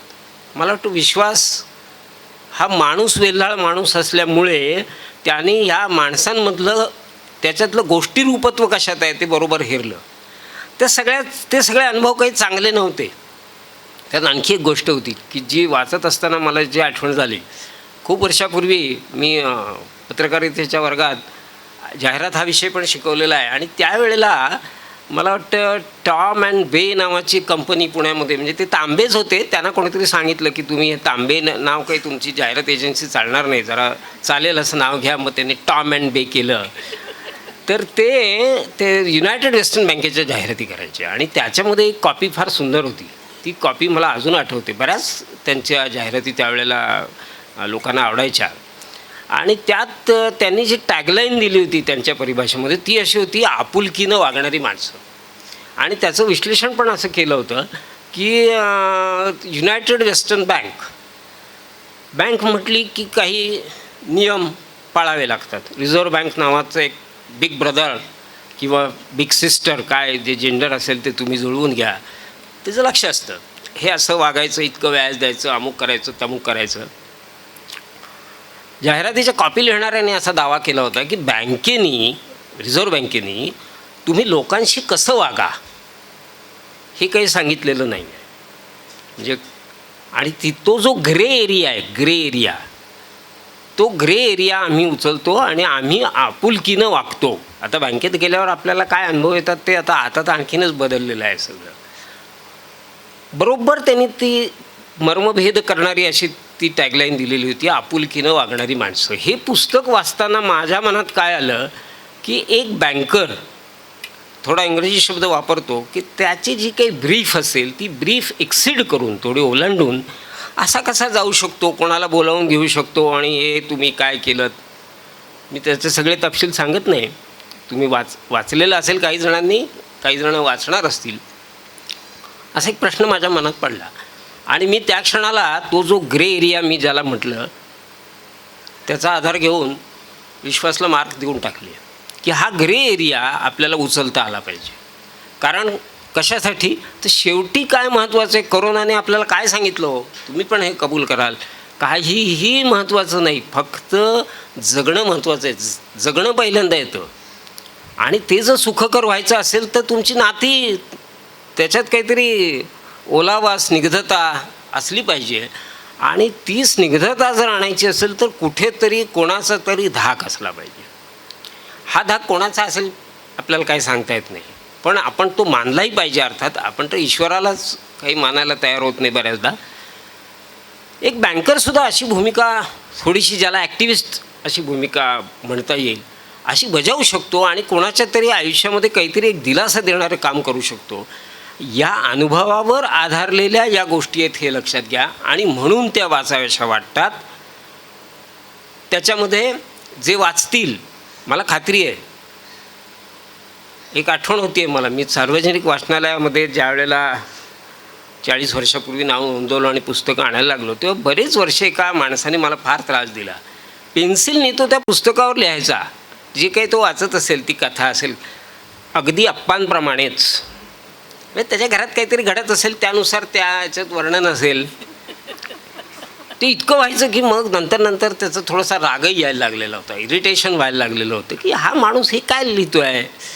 मग माझ्या लक्षात आलं की अरे नाही, त्याला ते कुठेतरी जुळवून तो पाहतो आहे आणि त्याच्यातून त्याला काहीतरी काही ठिकाणी दिलासा मिळतो आहे. त्याचं जे काही दुःख असेल, जे क्लेश असतील, ते थोडे हलके होतात आहेत.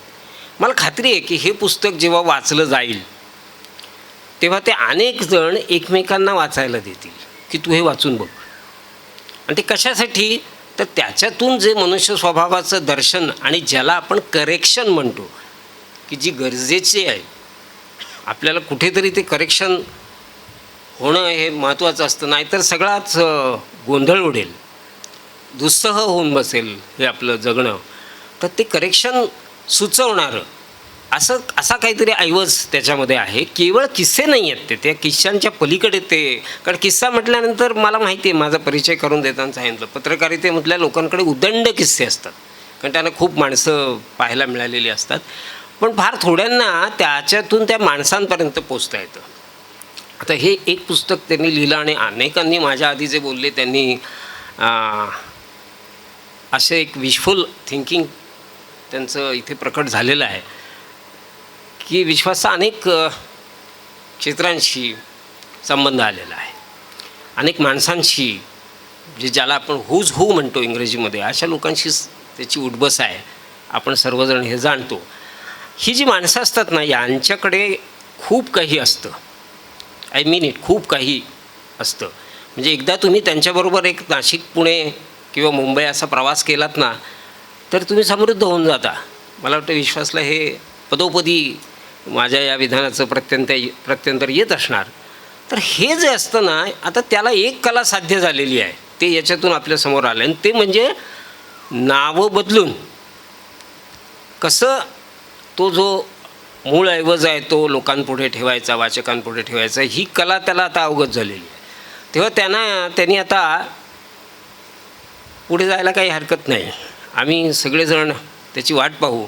कारण असं आहे की मी समजा एक वाचक आहे, तर मला मर्यादा असतात जगताना की मी किती अनुभव घेईन. आणि माझ्या त्या मर्यादा जर कोणी उल्लंघून माझ्यापर्यंत हे जे जगडव्याळ असा सगळा जो पसारा आहे तो आणत असेल, तर तो असतो लेखक. तो त्याचे अनुभव, त्याचं विस्तारित जग सगळं जे असतं ते त्याच्यासारखे अनेक माझ्यापर्यंत आणत असतात आणि त्याच्यातून मी समृद्ध होत असतो. तेव्हा विश्वास हा आमचा सगळ्यांचा हक्क आहे असं मी जाहीर करतो की तू इथून पुढेही लिहायचं थांबू नकोस. आता हे मला माहिती आहे, कारण स्वानंदच बरोबर आहे ना, स्वानंदच ती पुस्तकं काढतो आहे. हेमंतरावांचं पहिलं पुस्तक मी त्याच्यावर लिहिलं पण होतं, मला वाटतं ओली पाने त्याच्यावर लिहिल्याचं मला आठवतं. केवळ मित्र म्हणून नाही, माझ्या स्वभावामध्ये हे नाही आहे. मित्र म्हणून मी सहसा कोणाची स्तुती करायला जात नाही. मी त्यावेळेला एक पथ्य पाळतो. गावकरीचे जे संपादक होते, आपल्यापैकी अनेक जण त्यांना ओळखत असतील, दाससाहेब पोटनीस, त्यांनी माझ्यावर बऱ्यापैकी संस्कार केलेले होते की जेव्हा आपल्याला पटत नसेल ना, आपण त्याच्यावर काहीच बोलू नये, टाळावं. मग लोकांना कळायचं ते कळतं. मी सहसा बोलत नाही, टाळतो ते. नाशिकमध्ये चांगले लेखक नाहीत, प्रकाशक तर यायला लागलेले आहेत नवनवे. आता त्यांना रसद पुरवठा तर झाला पाहिजे. सोनन याच्यातून मला वगळायचं बरं का, ते मी नाही सांगू शकतो. मी कदाचित तुम्हाला काही देई नाही. मला अजून भरपूर चांगलं ॲक्टिव्ह आयुष्य जगायचं आहे. आत्ता शिकतं कळायला लागलं आहे आयुष्य काय असतं ते. आणि गुजरागाव भागवतांनी म्हटलेलंच आहे 50 नंतरच लिहायचा विचार करावा. तेव्हा आता मी 60 ओलांडलेली आहे, त्याच्यात आता विचार करायला हरकत नाही. त्याच्या आतच यांनी सुरुवात केली हे चांगलं आहे, कारण त्याच्यातून परिष्करणं होत होत माणूस पुढे जात असतो. मी मनापासून असं म्हणतो आहे की विश्वासने लिहित राहावं. तो जो उद्योग तो त्याचा स्वभाव आहे, तो काही जाणार नाही. आणि त्यांनी तर सांगितलं की ठाकूर लोक काही ऐकत नाही. आता हे त्यांनी त्यांच्या स्वयंपाकघरातही नेण्याचा प्रयत्न केला, पण ते वेळीच मागे आले, ते बरं झालं, नाहीतर अनवस्था प्रसंग ओढवला असता. आणि म्हणूनच मला वाटतं राजाभाऊंनी ही आमच्या घरची लक्ष्मी आहे असं म्हटलं असावं मगाशी. मी मनपूर्वक शुभेच्छा देतो. पुन्हा आपल्याला त्यांनी इथे नाही मोठ्या कार्यक्रमामध्ये बोलवावं, आपण सगळेजण तिथे येऊ आणि तो आनंद घेऊ. ती आणखी एक संध्याकाळ आपण आत्ताच बुक करून ठेवू. मी थांबतो. टकले सरांचा या ठिकाणी उल्लेख झाला. त्यांची थोडी ओली पाणी सरांनी उल्लेख केला. जनातलं मनातलं हेही आपल्यापैकी अनेकांनी पाहिलं असेल. सरांच्या विधान परिषदेतल्या भाषणांचा संग्रहसुद्धा लवकरच प्रकाशित होतो आहे. आणि त्याशिवाय मला वाटतं स्वानंदकडे एखादा कथासंग्रह, एखादी कादंबरी असंही ऐवज त्यांचा आहे. पण टकले सर ते म्हणाला तसं की वयाचं अंतर ओलांडून आमचे सर्वांचे मित्र आहेत ते. आणि आम्ही ज्या संस्थांमध्ये काम करतो, अनेक त्या सगळ्या संस्थांमध्ये सर पदाधिकारी आहेत. संस्थांमध्ये काम करताना अनेक प्रकारचे अनुभव आपण घेतो. तिथे एका माणसाची गरज असते जो सगळ्यांच्या तक्रारी ऐकून घेईल. एक तक्रार ऐकणारा माणूस असं जर मी सरांचं वर्णन केलं तर ते फारसं वेगळं होणार नाही. की इथे खूप अडचणी असतात. माणसांना काहीतरी मनातलं मोकळं करायचं असतं, जिथं काही होत नसतं ते सांगायचं असतं. आणि त्या सगळ्या ठिकाणी असं करून एक ज्याला म्हणतो असं की एक बफरचं काम, की तिथून काही डॅमेज होणार नाही त्या संस्थेला आणि माणूस तर मन मोकळं करेल याच्यासाठी अशा ज्या व्यक्ती त्या संस्थेमध्ये असणं आवश्यक असतं. गेले अनेक वर्ष सर ते काम करत आहेत. आणि हेमंत बेळे यांना मी विनंती करतो की सरांचा या ठिकाणी त्यांनी सत्कार करावा. हेमंत बेळे आपल्या सगळ्यांना माहीत आहेत की या सगळ्या कम्युनिकेशनच्या जगामध्ये नवीन आता हे सगळे आपली प्रतिमा संवर्धन जे करायचं असतं त्याच्यासाठी जे ब्रँडिंग ज्याला शब्द आपण वापरतो आणि त्या सगळ्याच्या डिजिटल मीडिया आणि फार क्रिएटिव्हली शॉर्ट फिल्म असतील, कॉर्पोरेट फिल्म असतील, हे करणारे हेमंत बेळे हे या ठिकाणी हेमंत टकले सरांचा सत्कार करतायत.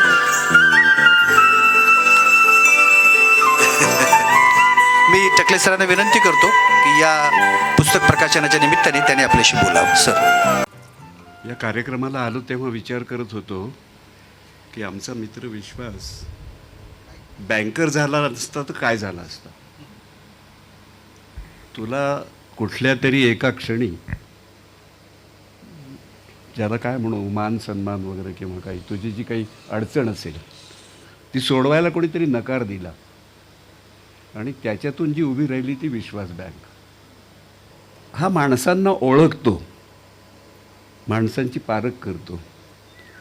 मला बरेच वेळेला असं वाटतं की त्याच्याशी ज्यांचा ज्यांचा संबंध येतो त्यांना तो अशा प्रकारे वागवतो की तुम्हाला वाटतं तुम्ही बादशाह आहात, तुम्ही जगाचे राजे आहात. कारण त्यांनी स्वतःचा रोल अगोदरच ठरवलेला असतो. तुम्ही बादशाह असाल तेव्हा तो बिरबल असतो आणि तो बिरबल असताना बादशहाच्या अनेक गोष्टी चुटकीसारख्या सोडवू शकतो. त्यामुळे बँकिंग क्षेत्रात त्याचं यश संपादन करणं याच्यात काही विशेष आहे असं मला वाटत नाही. ज्या क्षेत्रात तो जाईल तिथे त्याला यशच मिळेल अशा प्रकारची त्याची एक कर्तबगारी आहे. अनुभव खूप असतात माणसांजवळ. खरं तर म्हटलं ना मग अशी कोणीतरी गोष्टीतली माणसं आणि माणसांच्या गोष्टी असं एक काहीतरी अजब वर्तुळ आहे जे कधीच पूर्णत्वाला जात नसतं. आपण एकातून दुसऱ्यात, दुसऱ्यातून तिसऱ्यात असं सारखं फिरत असतो. पण तिथे केव्हा तरी आपण जेव्हा एखाद्या तलावाच्या काठी बसतो आणि एक दगड भिरकावतो आणि पाण्यावर ज्या सगळ्या उमटतात त्याची जी रिंगण असतात ना तशी माणसाच्या स्वभावाची रिंगण असतात. कैलासनी मग अशी उल्लेख केला त्या शेवटच्या तुमच्या ह्याचा. मी सुद्धा पुस्तक शेवटपर्यंत एकाच हातावेगळं केलं आणि तुम्हाला सांगतो 25वी त्याची कथा वाचल्यानंतर ती कुठपर्यंत पोचते मला वाटलं, त्या एका क्षणाला मला जे वाटलं ते वसंत कानेटकरांनी रायगडाला जेव्हा जाग घेतली मध्ये जे दुःख व्यक्त केलं शिवाजी महाराज आणि संभाजी यांच्या नात्याबद्दल, ते दुःख विश्वास अतिशय प्रामाणिकपणे व्यक्त होताना त्याच्याकडून ते झालं, म्हणून ती सगळ्यात मौल्यवान चीज झाली. अशा प्रकारचे अनुभव बँकिंग क्षेत्रातले असतील, पण बँकिंगच्या बाहेरही त्याचं जग एवढं विस्तीर्ण आहे आणि त्या विस्तीर्ण जगात फिरताना त्याचा माणसं जमवण्याचा जो उद्योग आहे तो इतका मोठा आहे की तुम्हाला मी छातीठोकपणे सांगतो, भारतात कुठेही तुम्हाला विदाऊट तिकीट प्रवास करायचा असेल तर फक्त विश्वास तुमच्याबरोबर डब्यात पाहिजे. म्हणजे तुमचं तिकीट विचारायला आलेला जो चेकर आहे तो पुढच्या स्टेशनवर तुम्ही नाश्त्याला काय घेणार, ऑमलेट सँडविच पाहिजे का वडा पाहिजे हे विचारायला तो नाही आला तर मग विश्वासाचं जाणं खोटं असं आपण समजू. ही जी काही हातोटी असते ना माणसांना आपल्या समवेत घेऊन जाण्याची किंवा त्यांना त्या पद्धतीने आपलंसं करणारी, कारण ह्या गोष्टी जेव्हा आतून होत्यात ना त्यावेळेला होतं. मगाशी कोणीतरी सांगितलं की व्यक्ती आणि वल्लीसारख्या तुझ्या आयुष्यात आलेल्या व्यक्ती आणि वल्ली तू लिही. मला पु ल देशपांड्यांबरोबर तू फिरलास म्हणून सांगितलं. व्यक्ती आणि वल्लीमधले रावसाहेब मला आठवले आज, बेळगावचे रावसाहेब. अत्यंत कलंदर माणूस, मोकळ्या स्वभावाचा, सगळा दोस्तांचा जमाव घेऊन बसणारा. पु ल देशपांडे त्याच्यामध्ये बसणारे, गाणं बजावणं नाटकं असं सगळं एका मोठ्या थिएटरचा मालक. कोणीतरी त्यांचे पार्टनर होते त्या धंद्यामध्ये.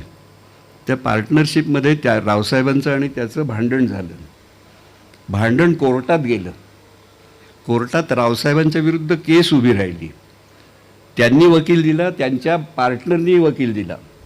दिवसभर केस कोर्टामध्ये लढायचे आणि केसच्या पहिल्याच हिअरिंगला त्यांचा जो पार्टनर होता तो परगावी असल्यामुळे परगावातून तो आला, दुसरीकडे सेटल झाला होता आणि हॉटेलमध्ये उतरला. तर कोर्ट उठायच्या आधी रावसाहेबांनी त्याला सांगितलं की तुझं माझं भांडण जे काय असेल ना ते आपण कोर्टात भांडू, त्याच्यासाठी तूही वकिलाला पैसे देतोय, मीही वकिलाला पैसे देतोय, पण ते भांडण कोर्टात, ते हॉटेलमधली तुझी बॅग घेऊन रात्री मुक्कामाला माझ्या घरी यायचं. ज्याच्याशी तो भांडण कोर्टापर्यंत करतोय त्याला रात्री तो घरी आणतोय. म्हणजे तात्यासाहेबांनी म्हटलं आहे ना की ज्याला तारायचं त्याच्यावर प्रेम तर करावंच, पण ज्याला मारायचं त्याच्यावरही करावं. कुणालाही दुश्मन आपण समजू नये, तो आपला केव्हा तरी दोस्त होऊ शकतो. ही दुनियादारी ज्याला समजली त्याला बँकिंग काय कुठल्याही क्षेत्रातलं काहीही समजू शकतं. इतक्या प्रकारची सगळी स्वभावाचे कंगोरे असणारी माणसं त्याच्या आयुष्यात आलेली आहेत आणि उशिरा का होईना त्यांनी लेखनाकडे हातात पेन धरलं आहे आता, त्यामुळे तो लिहायला लागला ही मोठी चांगली गोष्ट आहे. पण लिहिणं ही संगीतासारखी एक ज्याला भरपूर तालीम करायला लागते अशा प्रकारची कला आहे. रियाज खूप करायला लागतो. प्रत्येक मैफिल गाजेलच असंही नाही, प्रत्येक राग तुम्हाला येईलच असंही नाही, पण म्हणून तुम्ही संगीताचे उपासक होऊ शकत नाही असंही नाही.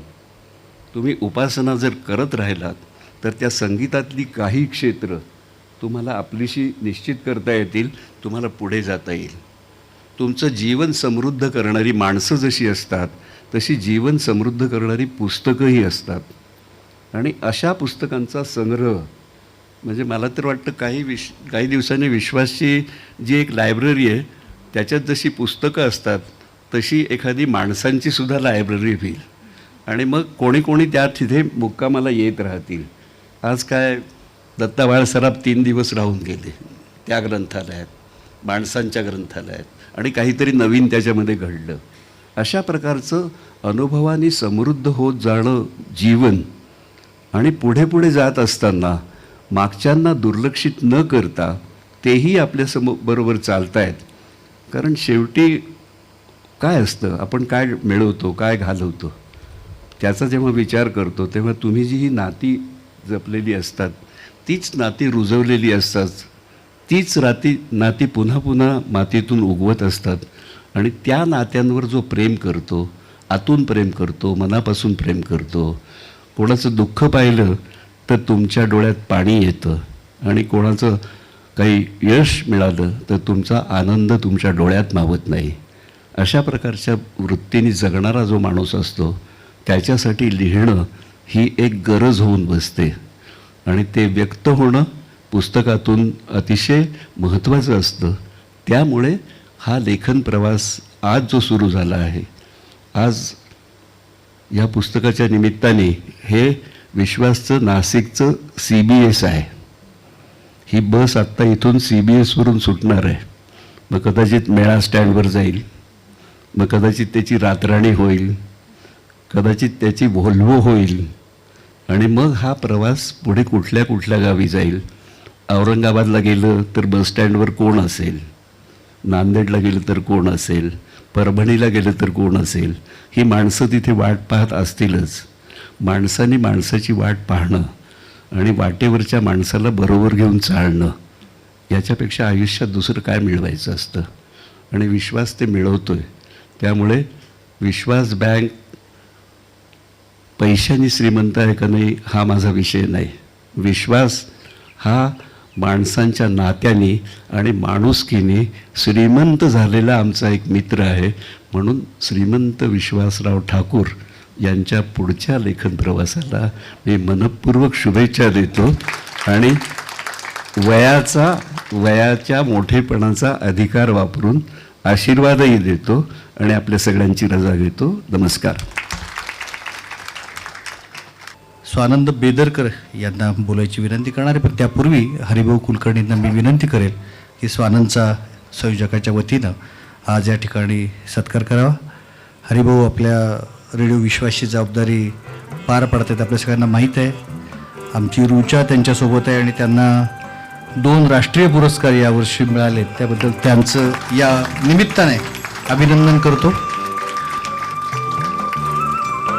आणि स्वानंदची आज माझी पहिलीच भेट, पण मी चव्हाण प्रतिष्ठानच्या वतीनं एक उपक्रम सुरू केला होता आणि त्याच्यामध्ये अशोक शहाण्यांची एक मुलाखत मी ठाण्यामध्ये घेतली होती. अमरीश मिश्रांना घ्यायला सांगितली होती आणि खूप झाली. आणि त्यानंतर 2 दिवसांनी मला एक फोन आला की ह्या मुलाखतीचं स्क्रिप्ट मला सगळं मिळेल का, मला माझ्या मासिकामध्ये ते छापायचं आहे.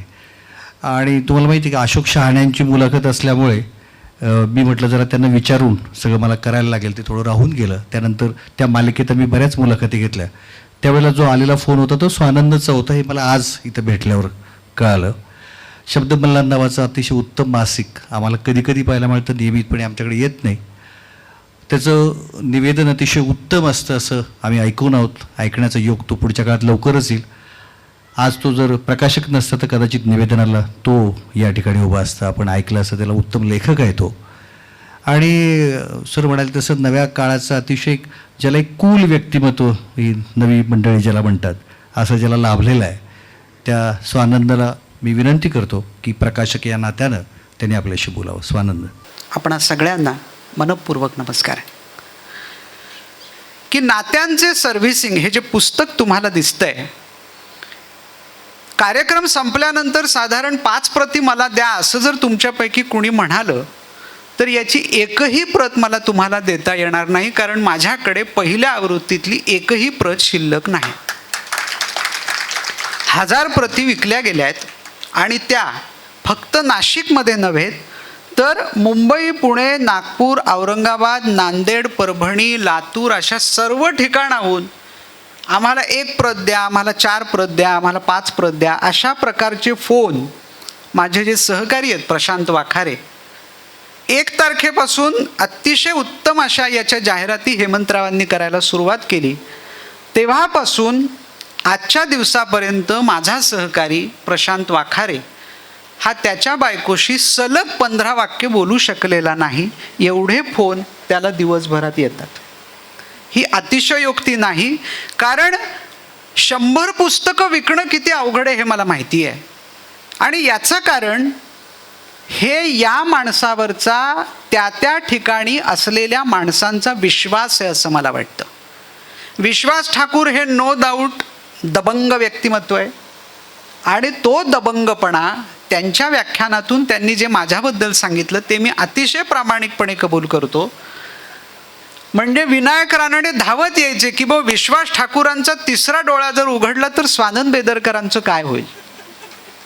पण असं कधीही झालं नाही हे मला आपल्याला सांगितलं पाहिजे. याचं कारण असं की ज्यावेळी मी त्यांना म्हणालो की हे उत्तम आहे आणि हे तुम्ही लिहिलं पाहिजे, त्यावेळी या माणसानं त्याच्यातून प्रेरणा घेत रात्री 1:30ला काय मला व्हॉट्सअपला मेसेज यायचा, म्हणजे त्यांचा तो लिहिलेल्याचा, आणि हे जरा वाचून मला सकाळी कळव. म्हणजे माझ्यातला संपादक जो आहे ना तो ठाय लईतला आहे. कारण आम्ही संगीताच्या क्षेत्राकडे माझा जास्त ओढा असल्यामुळे आणि हेमंतरावांनी त्यांचं भाषण संगीतावर आणून संपवल्यामुळे मला असं वाटतं की ठाय लईत चालणं, द्रुतगती ही मला मान्य नाही, पण या माणसामुळे जो काय मी त्या एकूण वाचनामध्ये संपादनामध्ये सैरावैरा पळालेलो आहे आणि त्याचं हे साधारणतः 2 ते 3 महिन्यातलं दर्शन आहे आपल्यासमोरचं. सोपी गोष्ट नसते. एखादं पुस्तक ज्यावेळी काढलं जातं त्यावेळी त्याच्यावरचे, म्हणजे त्यांनी 17 वेळा ते वाचलंय हे जितकं खरं आहे तितकंच त्यांच्याबरोबर ते कमोद सरांनी वाचलंय, भार्गवे मॅडमने वाचलंय, येवलेकरांनी वाचलंय, मी कितीतरी वेळा वाचलंय, आणि आणखी एक त्रयस्थ कोणीतरी मुद्रित शोधक आम्ही शोधून काढला म्हणजे त्यांनी, आणि त्यालाही ते वाचायला दिलं, त्यानंही ते वाचलं. अशा सगळ्या वाचनातून जे काय आहे ते तुमच्या समोर आज ठेवलेलं आहे. या पुस्तकाचं 4 ओळींमध्ये मला जर कुणी काय आहे नेमकं या पुस्तकामध्ये असं विचारलं तर मला सांगता येईल की माणसाने माणसाला सूर द्यावा, माणसाने माणसाला सूर द्यावा, एकमेकांच्या व्यथांचा पूर प्यावा. माणसाने माणसाला सूर द्यावा, एकमेकांच्या व्यथांचा पूर प्यावा, उधळून द्यावे जरासे हास्य आणि या जगाचा अंत थोडा दूर न्यावा. माणसाने माणसाला सूर द्यावा. त्यांच्याशी जर गप्पा मारण्याचा योग तुमच्यापैकी अनेकांना आलेला असेल तर हास्य असं उधळून देतो हा माणूस. म्हणजे गालातल्या गालात हसणं, स्मितहास्य करणं, हे या भानगडीत हा माणूस कधीही पडलेला नाही. आणि म्हणून शेवटची जी ओळ आहे की या जगाचा अंत थोडा दूर न्यावा. लिहायचं कशासाठी आणि वाचायचं कशासाठी आणि प्रकाशकांनी या व्यवहारामध्ये पडून ते प्रकाशन करायचं कशासाठी, तर मला असं वाटतं हे नात्यांचं जे सर्व्हिसिंग आहे ते सर्व्हिसिंग सुरुवात ही तुमच्या घरापासून होते. आणि ती करता करता करता म्हणजे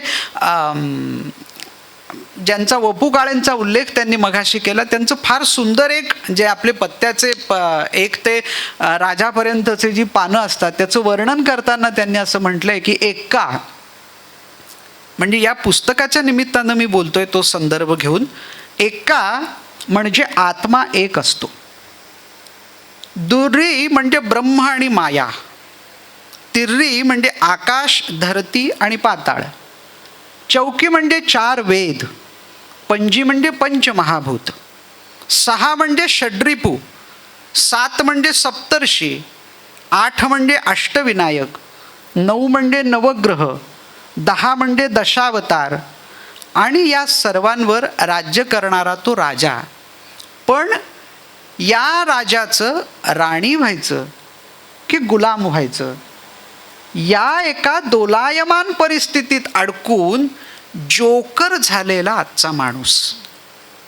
मला असं वाटतं या नात्याचं सर्व्हिसिंग वाचल्यानंतर ब्रह्म आणि माया याचं विश्लेषण याच्यामध्ये ठाकूर करणार नाहीत, पुढच्या अनेक पुस्तकांमध्ये करण्याची सुतराम शक्यता नाही. पण जो सजग वाचक आहे आणि ज्याला खोलात खोलात आणि खोलात जाण्याचा मंत्र मिळालेला आहे तो मला असं वाटतं याच्यामध्ये ब्रह्म आणि माया शोधून ती विश्वास ठाकूरांच्या ओंजळीमध्ये आणून ठेवेल. तो ठेवण्याचा दिवस कोणता असेल हे आज आपण सांगू शकत नाही, पण हे सगळं करताना या माणसाचं जे एकूण चालणं आहे ते मी पाहत होतो, तर ते मला अंतरीचे धावे स्वभावे बाहेरी आवरिता परी आवरेना. आता मला लिहिलं पाहिजे, कारण मला आता आतून त्या काय ज्याला ठोकर देणं म्हणतात ते ठोकर लागायला लागली आहे. आणि ती ठोकर जोपर्यंत बंद होत नाही आणि ते दार मी उघडत नाही आणि जोपर्यंत मी लिहित नाही तोपर्यंत मी मोकळा होत नाही, ही जी एक अवस्था असते त्या अवस्थेचं दर्शन मी रात्री 1:30, 2, 2:30, 3 या वेळेला विश्वास ठाकूरांचे ज्यावेळी मेसेज मला येऊन पडायचे त्यावेळी मी घेतलेला आहे. म्हणजे काय आहे ना, एखादा माणूस एखादा ध्यास घेतो इथपर्यंत ठीक आहे, पण संपादक म्हणून तो मलाही कामाला लावतो, प्रिंटर म्हणून तो विनायक रानडेंनाही कामाला लावतो आणि गुरु म्हणून तो भार्गवेबाईंनाही ते वाचायला लावतो. हा जो काही एक टास्क आहे तो फार मोठा आहे असं मला वाटतं. आणि ते काही जुळून येणं जमणं हे या पुस्तकाचं नशीब आहे असं मला वाटतं. याचं कारण अतिशय सुंदर चंद्रमोहनांचं मुखपृष्ठ, त्याची आतली सगळी रचना वसंताबाजी डहाकेंनी एका शब्दावर त्याला हो म्हणणं ब्लर्ब देण्यासाठी, आणि मोठाच्या मोठा ब्लर्ब म्हणजे हे पुढून मागून छापता येईल एवढा ब्लर्ब आहे तो. मग तो आम्ही त्याचा आत घेतला आणि त्यातले 4-10 ओळी काढून ब्लर्ब म्हणून वापरल्या.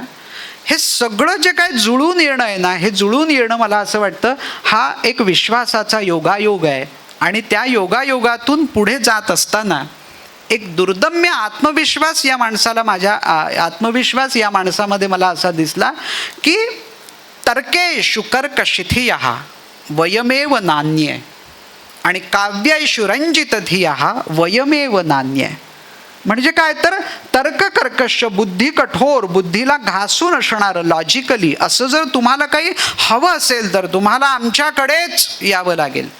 आणि जर तुम्हाला प्रणयरम्य सौंदर्यानं नटलेलं असं काही हवं असेल लालित्य प्रधान, तरीही तुम्हाला आमच्याकडेच यावं लागेल. हा जो दोन्ही थडींवरचा दुर्दम्य आत्मविश्वास आहे, या दुर्दम्य आत्मविश्वासाला लेखनामध्ये उतरवणं ही सोपी गोष्ट नसते. ती यांनी करून दाखवली. आणि पुढच्या 2-4 कथाही त्यांनी मला वाचायला पाठवल्या. त्यांना मी म्हटलं जरा मला श्वास घेऊ द्या. ठेव रे विश्वास थोडा, ठेव रे विश्वास थोडा, ही जी आरती प्रभूंची ओळ आहे ती मला त्यावेळी आठवली. त्यांना म्हटलं आपण जरा थांबू, थोडं हे पुस्तक मार्गी लागू देऊ आणि मग आपण दुसऱ्या पुस्तकाच्या संपादनाकडे वळू. तर मला असं वाटतं वेळ लागावं लागतं. आणि ही वेडी माणसं जोपर्यंत, म्हणजे ज्या पठडी बाहेरच्या उद्योगांचं लेखन मराठी साहित्यात आलं पाहिजे असं म्हटलं गेलं, तर त्याचा प्रयत्न वेगवेगळ्या पद्धतीनं मी करतो आहे. आणि त्यामधला पहिला प्रयत्न अतिशय सुफल संपूर्ण, म्हणजे येवलेकर सर म्हणाले तसं या पुस्तकाच्या निमित्तानं झाला. माझ्या एकूण वाटचालीमध्ये ज्या ज्या काही लोकांशी मी भेटलो आणि बोललो त्यातलं एक नाव म्हणजे पंडित बिरजू महाराज. त्यांच्याशी मी प्रश्न केला त्यांना, म्हणजे दिवाळी अंकाच्या मुलाखतीच्या निमित्तानं, की म्हटलं गुरुजी तुम्हाला नृत्य मंचावर गेल्यावर सुचतं, तर याचं कारण काय? तर त्यांनी उत्तर असं दिलं की मला नृत्य सुचतं असं तुम्हाला वाटतं, ते नृत्य मला बोलवतं म्हणून मी नाचतो. किंवा मंचावर कृष्ण आधी आलेलाच असतो आणि तो मला हात करतो की तू आता ये, तो तुम्हाला दिसत नाही, तो मला दिसतो आणि मग मी नाचायला सुरुवात करतो. तुम्ही त्याला कथक असं नाव देता. मला असं वाटतं एवढी सहजता जेव्हा लेखनात येत जाते, एवढं आत जाऊन सोपेपणानं सांगणं जेव्हा जमत जातं, त्याच वेळी सुंदरतेचा प्रत्यय येतो. हा सुंदरतेचा प्रत्यय या पुस्तकाच्या निमित्तानं प्रकाशक म्हणून मला घेता आला, संपादक म्हणून मला घेता आला, याचा आनंद व्यक्त करतो. पसायदान होणारच आहे, पण माझ्या भाषणाचं पसायदान मात्र मी इथे सांगून टाकेन, ते म्हणजे असा लेखक मराठीतल्या समस्त प्रकाशकांना मिळो. एवढं पसायदान आपल्या पुढे ठेवून मी आपली रजा घेतो. धन्यवाद.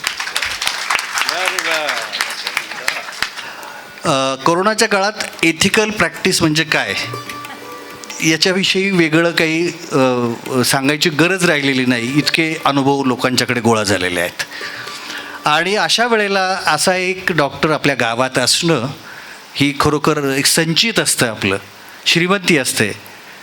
आणि त्याच वेळेला त्या डॉक्टरला पर्यटनाची आवड असणं, वाचनाची आवड असणं, असा एक सुसंस्कृत एथिकल प्रॅक्टिस करणारा डॉक्टर संकलेचा यांना मी विनंती करतो की त्यांनी डॉक्टर वृंदा भार्गवे यांच्याबद्दल परिचयात्मक काही बोलावं आणि नंतर ज्योती ठाकूर त्यांचा आपल्या सगळ्यांच्या वतीने सत्कार करतील. प्राध्यापक डॉक्टर वृंदा भार्गवे यांना आपण ॲक्च्युली सगळे ओळखतो. थोडीफार ओळख विश्वासनी पण करून दिली, त्यांचा स्पष्ट वक्तेपणा आणि तो कसा आहे हे पण सांगितलं. ॲक्च्युली आपण त्यांना ओळखतो ते नाशिक म्हणा किंवा उत्तर महाराष्ट्र, नाशिक, धुळे, जळगाव, नंदुरबार, नगर या सगळ्यात मिळून जे एकमेव डिपार्टमेंट आहे पत्रकारितेचं, जर्नलिझमचं, त्याच्या प्रमुख म्हणून गेली अनेक वर्ष काम करणाऱ्या आणि अतिशय सचोटीने आणि चोखपणे काम करणाऱ्या, सध्या त्या पत्रकारिते विभागाच्या प्रमुख आहेतच आणि प्लस HPTRYKच्या व्हाईस प्रिन्सिपल आहेत. अतिशय उज्ज्वल अशी शैक्षणिक कारकीर्द, BA, MA, MPhil, PhD हे सगळं करत असताना नेहमी विद्यापीठात पहिल्या, म्हणजे BAला मला वाटतं त्यांना 15-17 सुवर्णपदकं आहेत, MAला पण आहेत. MA झाल्याबरोबर नोकरीला आधी नाशिक रोड कॉलेज, मग SMRK 83-84मध्ये आणि मग 1997मध्ये HPTRYK. तोपर्यंत सुप्तावस्थेत किंवा निद्रावस्थेत असलेलं पत्रकारितेचं विभाग हा त्यानंतर खऱ्या अर्थाने बहरू लागला, इट फ्लरिश्ड. आणि मग नंतर तर त्याचा एक दबदबा निर्माण झाला, तो केवळ भार्गवे मॅडममुळे. नाशिक आणि नाशिकच्या आजूबाजूच्या सर्व जिल्ह्यांमधले सगळे पत्रकार हे अभिमानाने सांगतात की आम्ही मॅडमचे विद्यार्थी आहोत. मला वाटतं विश्वासनी पण अतिशय अभिमानाने सांगितलं की ह्याबद्दल अतिशय स्पष्ट वक्त्या, अतिशय चोखपणे आणि आत्ताच एथिकल गोष्टींचा विषय निघाला, एथिकली काम करणाऱ्या अशा वृंदा भार्गवे आपल्या सगळ्यांना माहिती आहेत. अनेक वर्तमानपत्रात अनेक सदरं लिहिली, मुलाखती घेण्याबद्दल त्या विशेष प्रसिद्ध आहेत. यू नेम द पर्सन, मोठा माणूस म्हणजे राज ठाकरे असोत, गिरीश कुबेर असोत, निखिल वागळे असोत, चंद्रकांत कुलकर्णी, अतुल कुलकर्णी, सोनाली कुलकर्णी, त्यांच्या 41 मुलाखती तर अतिशय गाजलेल्या आणि प्रसिद्ध आहेत आणि महाराष्ट्रभर त्या माहिती आहेत की म्हणजे मोठ्या माणसाला असं वाटावं की यांनी आपली मुलाखत घ्यावी. त्यांची ती आवड आहे आणि त्याच्यात त्यांचं विशेष प्रावीण्य आहे. आणि व्हाय नॉट आय ही त्यांची कादंबरी अतिशय गाजली. राष्ट्रपती असताना राष्ट्रपती भवनात प्रतिभा पाटील मॅडम राष्ट्रपती असताना त्यांनी याचं कौतुक केलं आणि तेव्हा सगळ्यांच्या मुखी या कादंबरीचं नाव झालं. पण त्यांनाही याची जाणीव आहे की ह्या सगळ्या ॲडमिनिस्ट्रेटिव्ह कामामुळे आणि शिक्षक म्हणून आलेल्या जबाबदाऱ्यांमुळे त्यांच्यातल्या लेखिकेवर थोडा अन्याय झाला आहे किंवा दुर्लक्ष झालं आहे आणि मला वाटतं त्याला पुरेसा न्याय त्या त्यांच्या पुढील आयुष्यात देतील आणि आपल्याला अतिशय सकस आणि दर्जेदार असं साहित्य त्यांच्याकडून पुढेही वाचायला मिळेल. आपण सगळे आतुर आहोत त्यांचं भाषण ऐकायला. ही त्यांची पूर्ण ओळख नाही पण आपल्या सगळ्यांना त्या माहितीच आहेत. मी ज्योती ठाकूर यांना विनंती करतो की त्यांनी मॅडमचा सत्कार करावा आणि मग आपण मॅडमचे विचार ऐकूयात.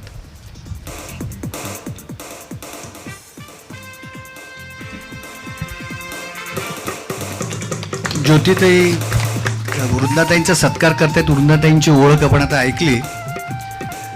ज्योतिताई सर्व वेळ मागे बसून इथे होत्या आणि हा सगळा कार्यक्रम त्या अनुभवत आहेत, त्याचा आनंद अनुभवत आहेत. तर वृंदाताईंची ओळख ऐकली. मला वाटतं मी थोडी ज्योतिताईंची या निमित्ताने तुम्हाला 2 मिनटामध्ये ओळख करून देईन. तुम्ही म्हणाल आता ज्योतिताईंची ओळख काय तुम्ही नव्याने करून देणार आहात. 2 मुलींचा अतिशय उत्तम सांभाळ त्यांनी कसा केला आहे ते रुच्याचं एक प्रगतीची क्षेत्र आपण पाहतो आहोत. गुड्डूही त्या रूपाने पुढं आहे. पण एक तिसरा व्रात्य मुलगा त्यांनी 27 वर्षे सांभाळलेला आहे हे तुम्ही पाहता.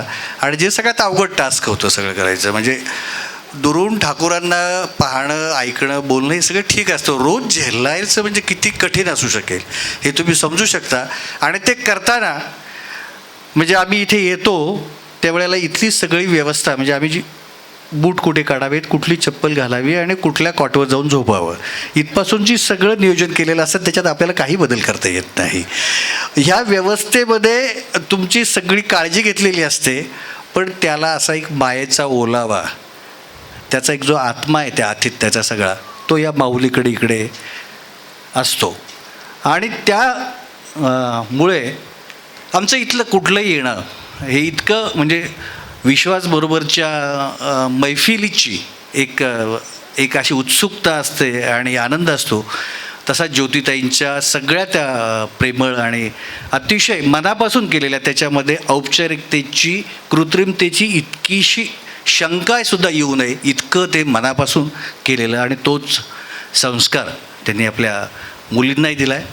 तर या निमित्ताने त्यांच्याविषयीचे ऋण व्यक्त करण्याची मी संधी घेतो आणि ज्योतिताईंना या सगळ्याबद्दल मनापासून सलाम करतो. न्यू इंडिया इन्शुरन्समध्ये अजूनही त्या नोकरी करतायत. त्यांना कधी मोह झाला नाही की विश्वास बँकेमध्ये आपण नोकरी करावी आणि तीच त्यांनी चालू ठेवावी. त्यांचा योग्य विचार आहे तो शेवटपर्यंत त्यांनी बदलू नये एवढीच त्यांना विनंती. आणि वृंदाताईंना विनंती करतो की आता मन मोकळेपणाने वृंदाताईंनी आपल्याशी या निमित्ताने बोलावं. मी इथे आले तेव्हा जलालपूरच्या दिशेने पेरूंच्या बागा आणि मला सगळं असं वेगळंच वर्णन वाटत होतं. हे मी तुम्हाला सांगते. तोपर्यंत तुम्ही यांनी काही लिहावं आणि आपण वाचावं तर माझ्याकडे दरवेळेला इतक्या वेगवेगळ्या अशा सुंदर म्हणजे माणूस कल्पकच आहे. पण आता हे त्याचं माणूस पण सांगण्याच्या पेक्षा थेट आपण मुद्द्याला हात घालूया.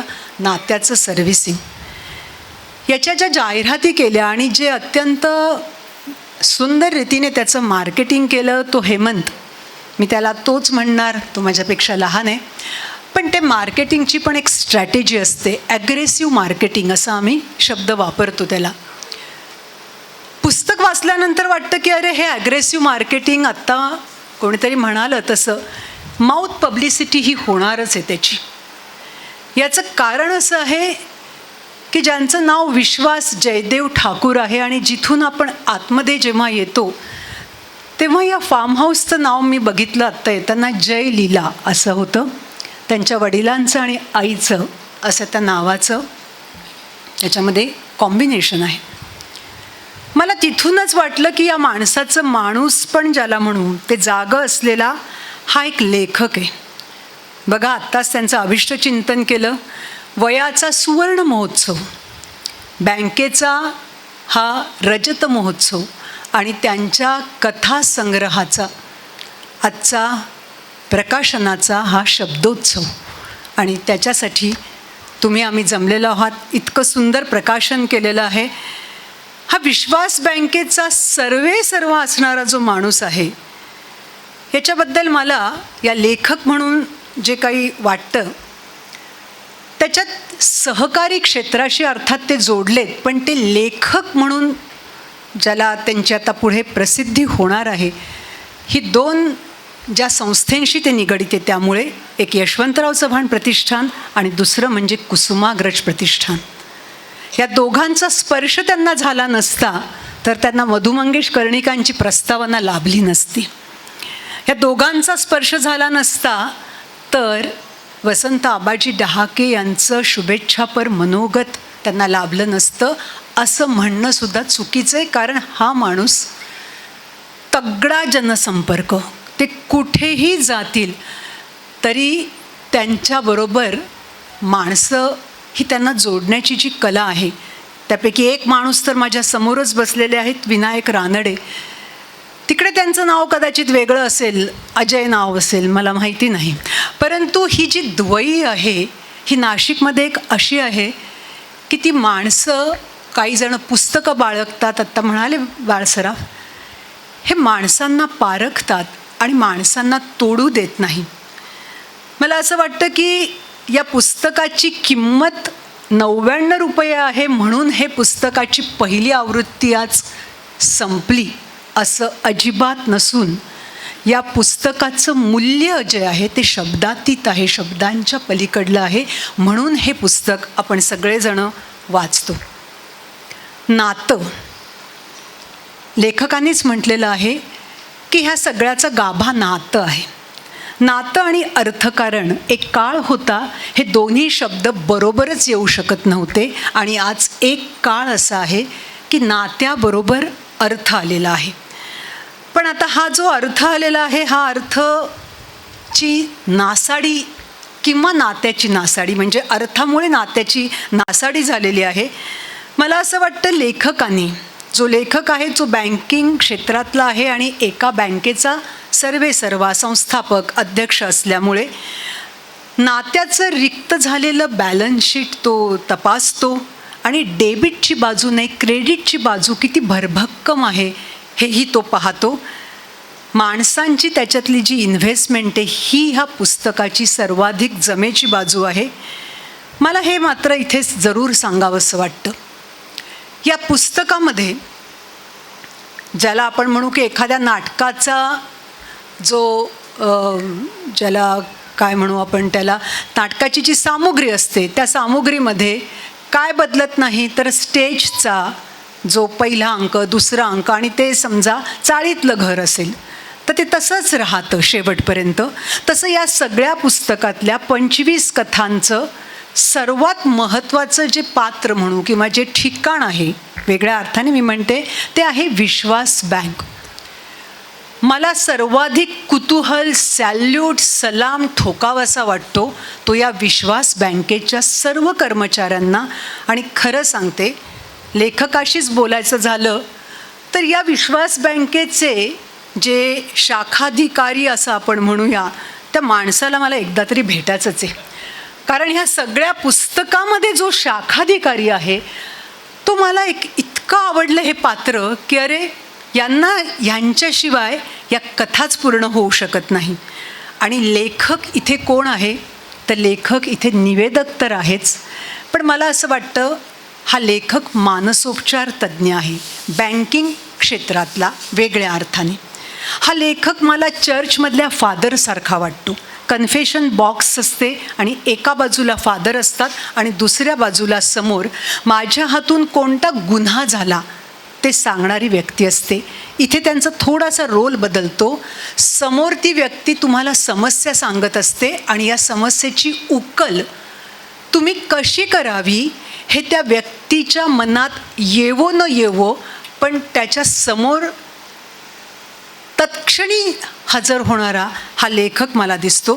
ह्या नात्याचं सर्व्हिसिंगमध्ये केवळ आर्थिक पातळीवरती थोड्याफार गोष्टी नक्कीच आलेल्या आहेत, पण या नात्याच्या पातळीवरती जे जे लेखक लिहितो ते आपल्याला जे कृष्णमूर्ती, खलील जिब्रान यांच्यासारखं एखाद्या छोट्याशा डायरीत लिहून ठेवावंसं वाटतं आणि ते सगळं असतं आपल्या नात्याविषयी.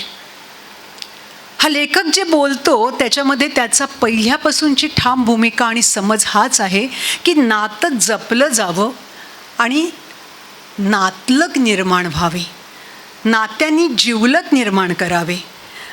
तो प्रत्येक वेळेला एक आर्जव करतो अगदी या पहिल्या कथेपासून की मला हे प्रकरण माझ्या पद्धतीने हाताळू द्या. हे वाक्य पहिल्यांदा जेव्हा वाचक वाचतो तेव्हा त्याला विशेष वाटत नाही, पण ते प्रकरण हाताळावं लागलं, हाताळतो तर ज्या पद्धतीने ते पुन्हा पुन्हा आपल्याला वाचावंसं वाटतं. याचं कारण लेखक असं सांगतो की नातं जुळल्याने माणसं ही एक होतातच असं नाही, हे लेखकाला ठाऊक असतं. तो हेही म्हणतो की लोकांना सांगताना नातं म्हणजे मनात मात्र एक असतं पण दुसऱ्या बाजूला परस्परांविषयी राग असतो. याची खंत याला वाटते. पण मगाशी स्वानंद म्हणाला ते अगदी खरं आहे की या संपूर्ण पुस्तकामध्ये कुठेही नकारात्मकता नाहीच आहे. एका प्रकाशकाला त्याचा आनंद घेता आला कारण इथे कुठे देखील तुम्हाला अस्वस्थ तो करून सोडतो पण तो वेगळ्या पातळीवर.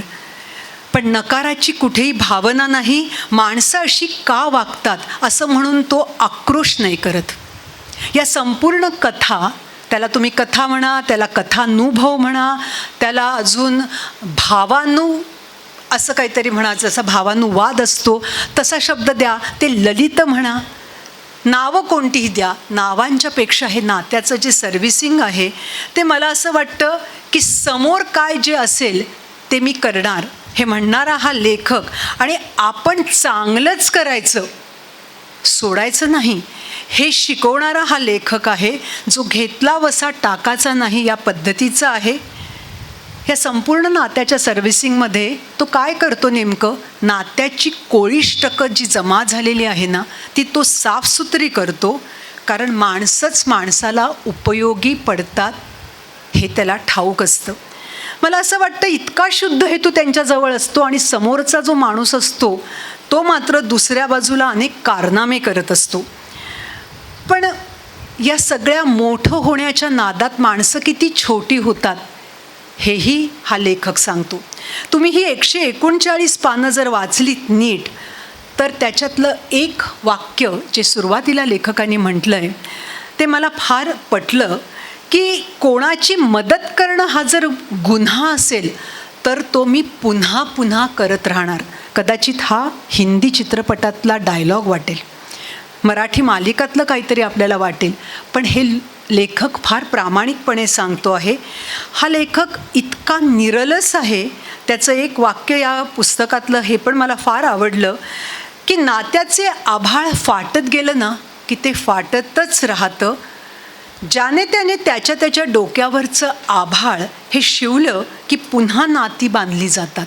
इतका हा निरलस असा लेखक आहे की जो राग धरून बसतच नाही. मला असं वाटतं की शेवटची कथा त्याच्याबद्दल कैलास कमोद बोलले, मी त्याच्याबद्दल बोलणार नाही. पण अनेक जण असं म्हणतात की ही सगळी ज्या व्यक्तिरेखा आहेत, ही जी पात्र आहेत ती खरी आहेत. बरोबर आहे, पण हे पुस्तक आत्ताच आपण पाहिलं की ते काही केवळ नाशिकपुरती सीमित नाही राहणार आहे, ते ऑलरेडी महाराष्ट्रभर पोचलेलं आहे. त्यामुळे हे नाशिककरांनी वाचून मला जी वाटतात ती माणसं किंवा माझ्या डोळ्यासमोर कोणती माणसं त्याच्यात जोड्या लावणं बंद करावं, किंवा त्या कोडी जी आहेत, अरे हा तो होता का, अरे त्याचं नाव हे आहे का, असं म्हणण्यात वेळ घालू नये असं मला वाटतं. कारण अख्ख्या महाराष्ट्रात गेलेल्या ह्या ज्या कथा आहे, बँकिंगच्या क्षेत्रातली जी मंडळी असतील, माझ्यासमोर काही इथे बसलेली आहेत, त्या बँकिंगच्या क्षेत्रातल्याने कोणी हे पुस्तक वाचलं तर त्यांना ॲक्शन रिप्लेचा आनंद होईल आणि ॲक्शन रिप्लेचं दुःख देखील होईल.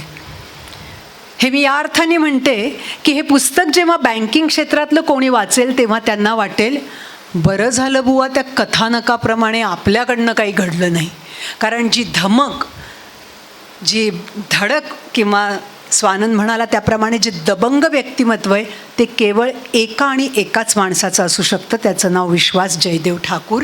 ते आपलं नाही, त्याचा त्यांना आनंद होईल आणि दुःख याचं होईल, अरे हे सगळे अनुभव आपल्या इकडे येऊन गेलेले आहेत, असंच झालं होतं, असेच कर्ज बुडवे होते, असेच होते जामीन राहणारे आणि असाच त्रास दिला, असंच छळलं. पण ह्या माणसांनी जे अनुभव ज्या पद्धतीने लिहिलेले आहेत ते मला लिहिता आले नाही. शोलेची कोणीतरी मगाशी आठवण काढली होती, असं प्रत्येकालाच वाटेल की ये हात दे दो ठाकूर, त्याच्यामुळे हे जे हात आहे ते आपल्याला मिळायला पाहिजे असं त्या बँकिंगच्या क्षेत्रातल्या अनेकांना असं वाटेल. पण खरं तर आर्थिक ताकद हातात आल्याबरोबर मोह ईर्ष्या कसे टाळता येत नाही किंवा ते कसे टाळले पाहिजेत यावरचं सहज सोपं भाष्य म्हणजे नात्याचं सर्व्हिसिंग. मला असं वाटतं या कथांना काय म्हणावं, या अर्थबोधकथा आहेत का नात्याचा बोध घेणाऱ्या कथा आहेत. तर एक गोष्ट आहे, प्रत्येक कथेचा शेवट नात्याचं सर्व्हिसिंग राहून गेलं यानेच होतो. ज्योती ठाकूर इथे बसल्यात, एका कथेत हे पण वाक्य येतं की पत्नी असं म्हणालेली आहे, ठाकूर तुमचं हे नात्याचं सर्व्हिसिंग राहून गेलेलं दिसतंय. म्हणजे हे घरादारात त्यांनी हे पोचवलेलं आहे नात्याचं सर्व्हिसिंग. पण जीवनात हे सूत्र आपण वापरलं तर मला वाटतं या कथा बँकिंगच्या पलीकडे जाणाऱ्या आहेत. या मुळात फक्त एकाच क्षेत्रापुरत्या मर्यादित नाहीच आहेत. या कथांमध्ये भाऊ बहीण, वडील मुलगा, सासरा सून, नणंद आणि ज्याला आपण म्हणू की तिची म्हणजे नणंद जाऊ असेल, दोन मित्र असतील, अशी वेगवेगळी नातं येतं आणि या नात्यांच्या जोड्यांमध्ये व्यवहार आला, पैसा आला की सगळं कसं विस्कटून जातं. यातील विनायकराव अनगळ असतील, विठ्ठलराव पाटोळे असतील, किंवा भगवानदास गोठी असतील किंवा आत्ता डॉक्टर सुरेश बनसोड, दिनेश कक्कर अशी असंख्य नावं आहेत. यांची जे व्यक्तींचं सूक्ष्म चित्रण केलेलं आहे, लेखकाजवळ असायला पाहिजे ती सूक्ष्म निरीक्षण शक्ती, अवलोकन शक्ती. आपण जर लेखकाला भेटत गेलेलो असू, तुमच्यापैकी काही जण त्यांच्या केबिनमध्ये गेलेले असतील, तेव्हा ते आपल्याकडे पाहत असतात आणि बॅक ऑफ हिज माइंड हे अवलोकन सुरू असतं असं मला वाटतं. कारण हे वाचत असताना माझ्या लक्षात आलं की त्या व्यक्तिरेखांच्या संदर्भात ज्या काही घटना घडल्यात, प्रसंग घडलेत, ते सगळे खरेच आहेत.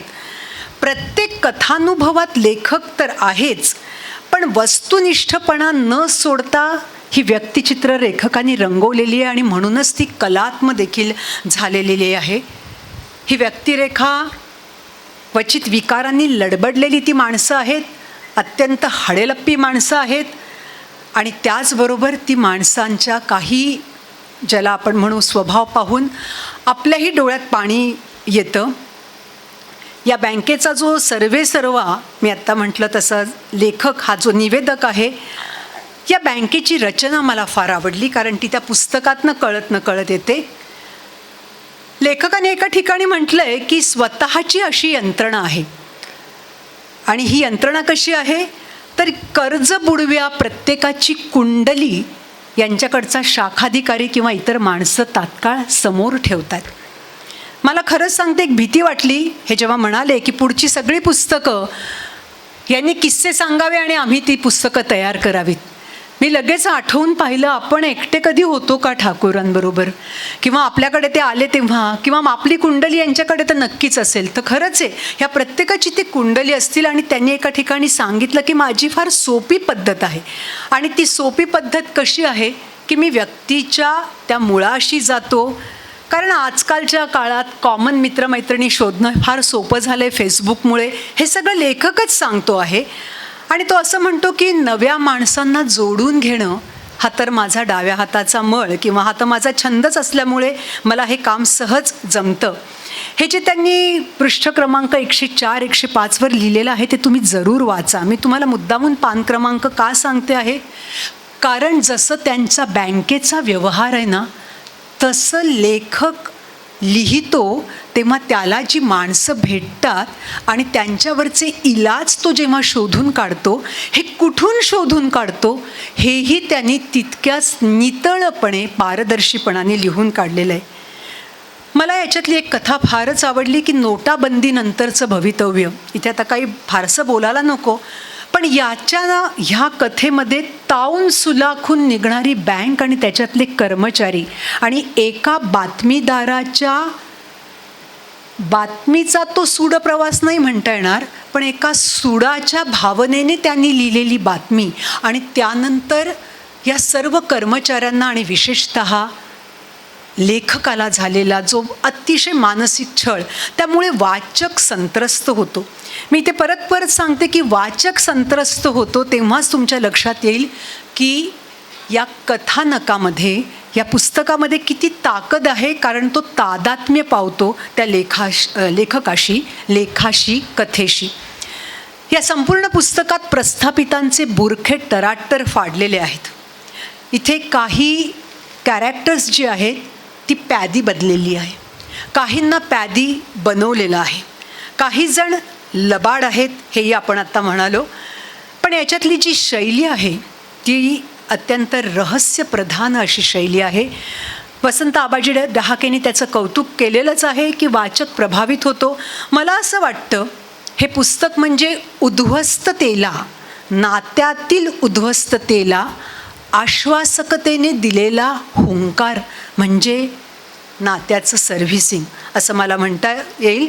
कारण इथे बेरकी नमुने आहेत, इरसाल नमुने आहेत आणि जे शेवटची जी कथा आहे त्या शेवटच्या कथेमध्ये पोस्टामध्ये एवढी वर्ष काम केलेला माणूस निवृत्त होतो आणि सहज समाजकार्य करता करता एखाद्याला जामीन राहतो आणि एक सही देतो. पण त्याला नोटीस येते, ती ज्याच्याकडनं येते तो बँकेचा जो अध्यक्ष आहे तो त्या निवृत्त झालेल्या माणसाचा मुलगा आहे. आत्ता हेमंतराव अगदी बरोबर बोलले, त्यांनी रायगडाला जेव्हा जाग येते त्याचं उदाहरण दिलं. पण वाचकाला असं वाटतं की हा बापाशी असं वागला, हा जर परत आपल्याला कधी भेटला तर आपण त्याला नक्की विचारू, किंवा हा बापाशी असं वागला याचं कारण तो एका बँकेचा सर्वेसर्वा आहे आणि त्याला कोणाला तरी उत्तर द्यावं लागतं, ते RBIला.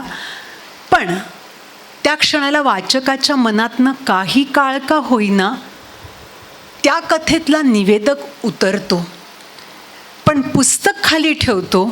वाचकाचे डोळे पाणावलेले असतात आणि लेखकाला जी सल बोचलेली असते ती आता वाचकाच्याकडे ट्रान्स्फर होते. ही या कथेची आणि या कथासंग्रहाची ताकद आहे. ही प्रचंड ताकद ह्या 25व्या कथेने आलेली आहे. आणि बघा गंमत, मगाशी ते बोलत होते की 24 कथांपर्यंत इथे फिरता फिरता त्यांना त्या कथा सुचल्या, पण शेवटी 25व्या कथेनी जी शिखरावस्था दिली ती त्या बापानी त्यांना दिलेली आहे, जो 5 वर्षांपूर्वी गेलेला आहे. हे नात्याचं सर्व्हिसिंग असतं, जाता जाता दिलेलं. आणि या पुस्तकाला मी आपल्याला अगदी लिहून देते, जर यशही मिळेल, पुरस्कारही मिळतील आणि या पुस्तकाच्या 1 नाही 2 नाही अशा अनेक आवृत्त्या निघतील, पण त्या केवळ ह्या 25वी कथा जेव्हा आपण खाली ठेवतो ना, निशब्द बसतो आणि आपल्याशीच आपण चिंतन करतो आणि आपल्याशीच आपण बोलू लागतो की मी असतो तर मी काय केलं असतं आणि यांनी जे केलं आहे ते किती बरोबर. त्यामुळे ही कथा, हा कथासंग्रह, मला वाटत नाही की भारतात बँकेच्या अध्यक्षांनी लिहिलेलं असं हे एकमेव पुस्तक असावं की जे ललित असं पुस्तक, जे माझ्या तरी वाचनात किंवा आत्तापर्यंतच्या अशा वाचनात आलं की ज्याच्यामध्ये उत्कट असं नाट्य आहे, निवेदन आहे, संवाद आहे. या पुस्तकाच्या आतमध्ये एकही चित्र नाही. ज्या मुखपृष्ठाबद्दल आत्ता बोललं गेलं, ज्या चंद्रमोहन कुलकर्णींबद्दल बोललं गेलं, तुम्ही जर सगळेजण म्हणजे लोकसत्तेतलं रफ स्केचेस वाचलेलं असेल सुभाष अवचटांचं, तर तिथे पण चंद्रमोहन कुलकर्णींबद्दल पण बोललं गेलेलं आहे.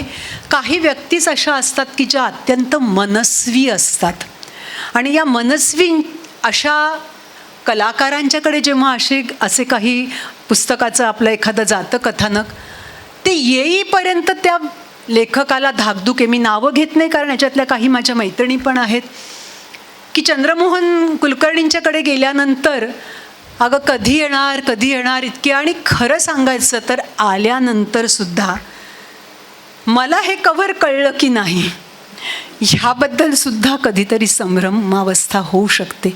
याचं कारण जे आर्ट असतं ते काही जणांनाच कळतं, पण मला इथे जरूर सांगावं असं वाटतं, या पुस्तकाचं जे मुखपृष्ठ आहे ते त्या 25व्या कथेसारखं आहे. याच्यातनं एकाच वेळेला सर्जन आहे आणि एकाच वेळेला सृजन आहे आणि या दोहोंचा संगम आहे. या पुस्तकाच्या शीर्षकाचं म्हणजे नात्याचं सर्व्हिसिंग, या प्रत्येक अक्षराच्या मध्ये सुद्धा रंगांचा समावेश केलेला आहे. आपण करोनाच्या काळातच नव्हे त्यापूर्वीपासूनच रंग विसरून गेलेलो असतो आयुष्यातलं. कधीतरीच घराचा रंग येतो आणि कधीतरीच नात्याचा देखील रंग आपल्याला एकदम आठवतो. तो उडून गेलेला आहे तेव्हासुद्धा कळत नाही आणि मग तो उडालेला आहे हे कोणीतरी जाणवून देतं तेव्हा कळतं. ह्या पुस्तकाच्या अशा पहिल्या म्हणजे मुखपृष्ठापासून ते मलपृष्ठापर्यंत अत्यंत वाचनीय आणि संग्राह्य असं हे पुस्तक आहे.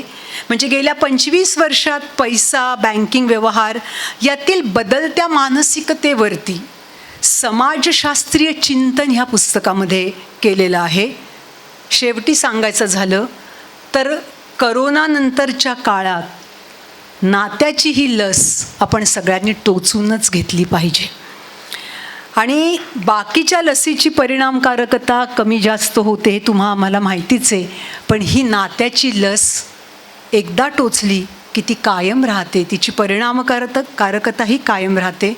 या सगळ्या पुस्तकामध्ये लेखकाचं हितचिंतक आहे, कुटुंब म्हणजे त्यांची ही सगळी बँकच आहे, पत्नी, 2 मुली, त्यांनी त्यांचं योगदान त्यांना दिलेलं, त्यांच्यामुळेच खरं तर लेखक पुस्तक लिहू शकलेला आहे. कारण लेखकाने त्यांचं आणि त्यांनी लेखकाचं त्यांच्यातल्या नात्याचं सर्व्हिसिंग अगदी पक्क छान केलेलं आहे. ज्यांनी हे पुस्तक प्रकाशित केलं ते स्वानंद बेदरकर, या पुस्तकाचे प्रकाशक. आपण काय करतो, अनौपचारिक गप्पांमध्ये सहज सगळ्यांना अरे तुरे करतो, पण खरंच बेदरकर हे खरं खूप मोठे चांगले प्रकाशक आहेत. शब्दमल्हार याचा खऱ्या अर्थाने उत्सव, शब्दांचा उत्सव ज्यांनी करावा असेच ते प्रकाशक आहे. मला असं वाटतं त्यांची हेमंतरावांची तर इथे कथा, कादंबरी आणि विधानसभेतील भाषणांचं पण त्यांचं पुस्तक ग्रंथाली बहुतेक काढत असावं, बरोबर आहे ना?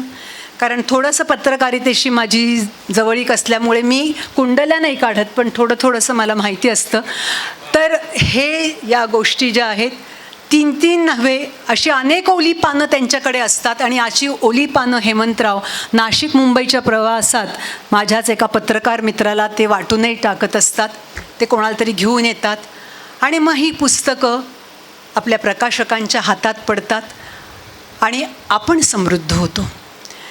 या व्यासपीठावर या बाजूला बसलेले खरंच सगळेजण मोठे आहेत. मला इथे बोलवलं, आपण हा कार्यक्रम खूप गमतीने, हसत खेळत, गप्पांमध्येच केला, पण लेखकाचं जे लेखकपण असतं, लेखकराव अशी संबोधन जरी आमचे आवडते लेखक नेमाडे हे नेहमी वेगवेगळ्या अर्थाने त्यांनी ते केलेलं असलं तरी नाशिकमध्ये असे अनेक, ज्याला म्हणूया अनेक अशी रत्नं आहेत, पण त्या रत्नांची पारख करणारे प्रकाशक पण नाशिकलाच मिळालेले आहेत.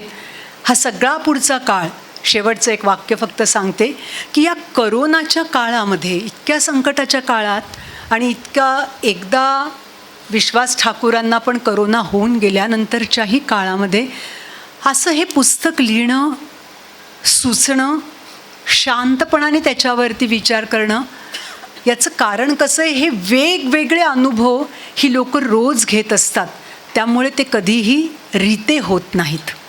आणि त्यांचं हे असंच भरलेपण त्यांनी आम्हाला सर्वांना समृद्ध करावं. मी पुन्हा एकदा आज प्रकाशित झालेल्या आणि आजच पहिली आवृत्ती संपलेल्या नात्याचं सर्व्हिसिंग या पुस्तकाची पहिली आवृत्ती संपलेल्या विश्वास जयदेव ठाकूर यांचं अभिनंदन करते आणि थांबते. धन्यवाद. तर मी आभार प्रदर्शन करतो इथे आता, ज्यांच्या हस्ते हे प्रकाशन पुस्तकाचं आता होणार आहे त्या प्राध्यापिका डॉक्टर वृंदा भार्गवे, आजचे प्रमुख अतिथी हेमंतराव टकले, साहित्यिक अनंत येवलेकर, सूत्रसंचालक दत्ता बाळसराफ, विश्वास ज्ञान प्रबोधिनीचे अध्यक्ष डॉक्टर मनोज शिंपी, विनायक रानडे, हेमंत बेळे, विजय कान्हेकर, निलेश राऊत,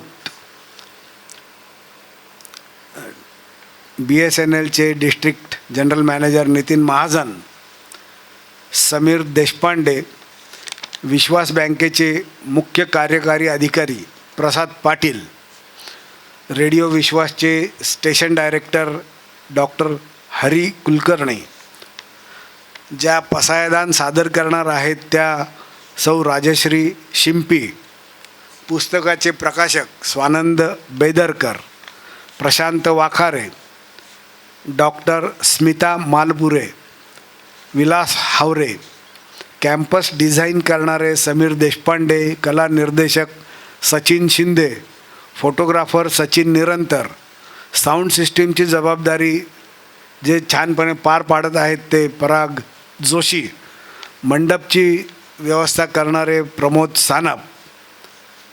आपणा सर्वांना या कार्यक्रमानंतर एक छानपैकी भोजन देणार आहेत ते सागर वडजे.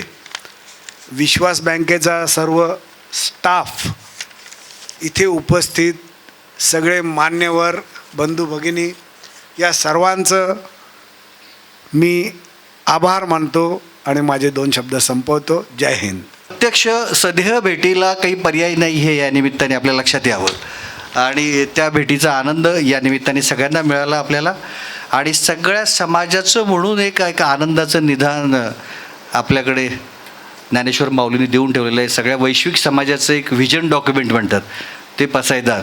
मी राजश्रीताई शिंपींना विनंती करतो की त्यांनी ते पसायदान या कार्यक्रमाच्या समारोपाच्या वेळी आपल्यासमोर सादर करावं. राजश्रीताई.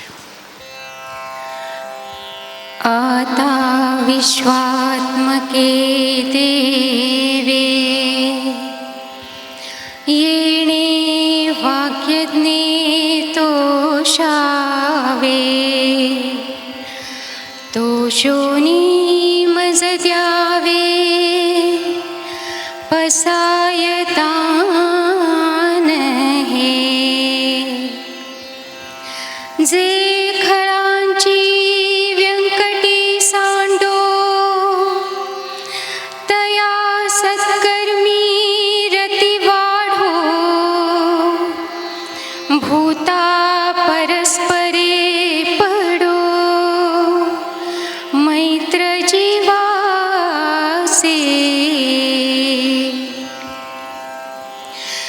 दुरिताचे तिमिर जावो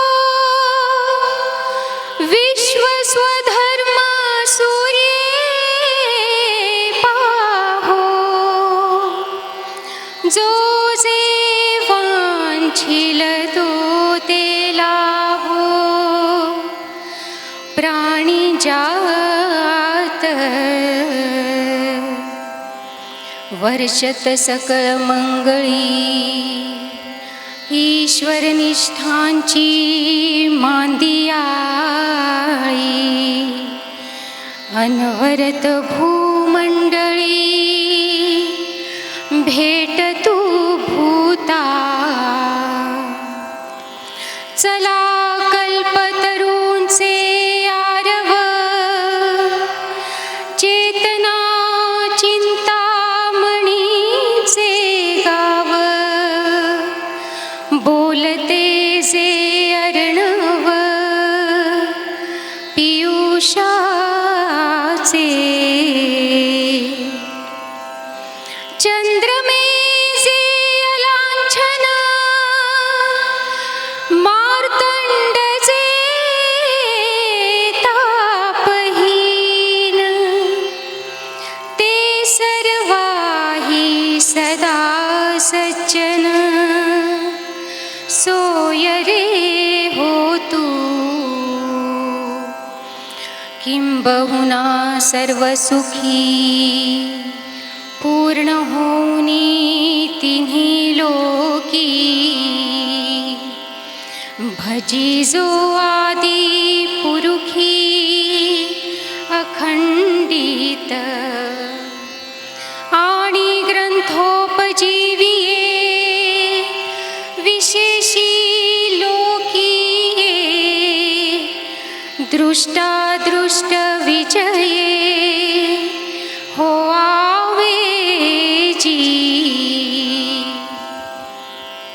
येथ म्हणे श्री विश्वेश्वराव हा होईल दान पसावो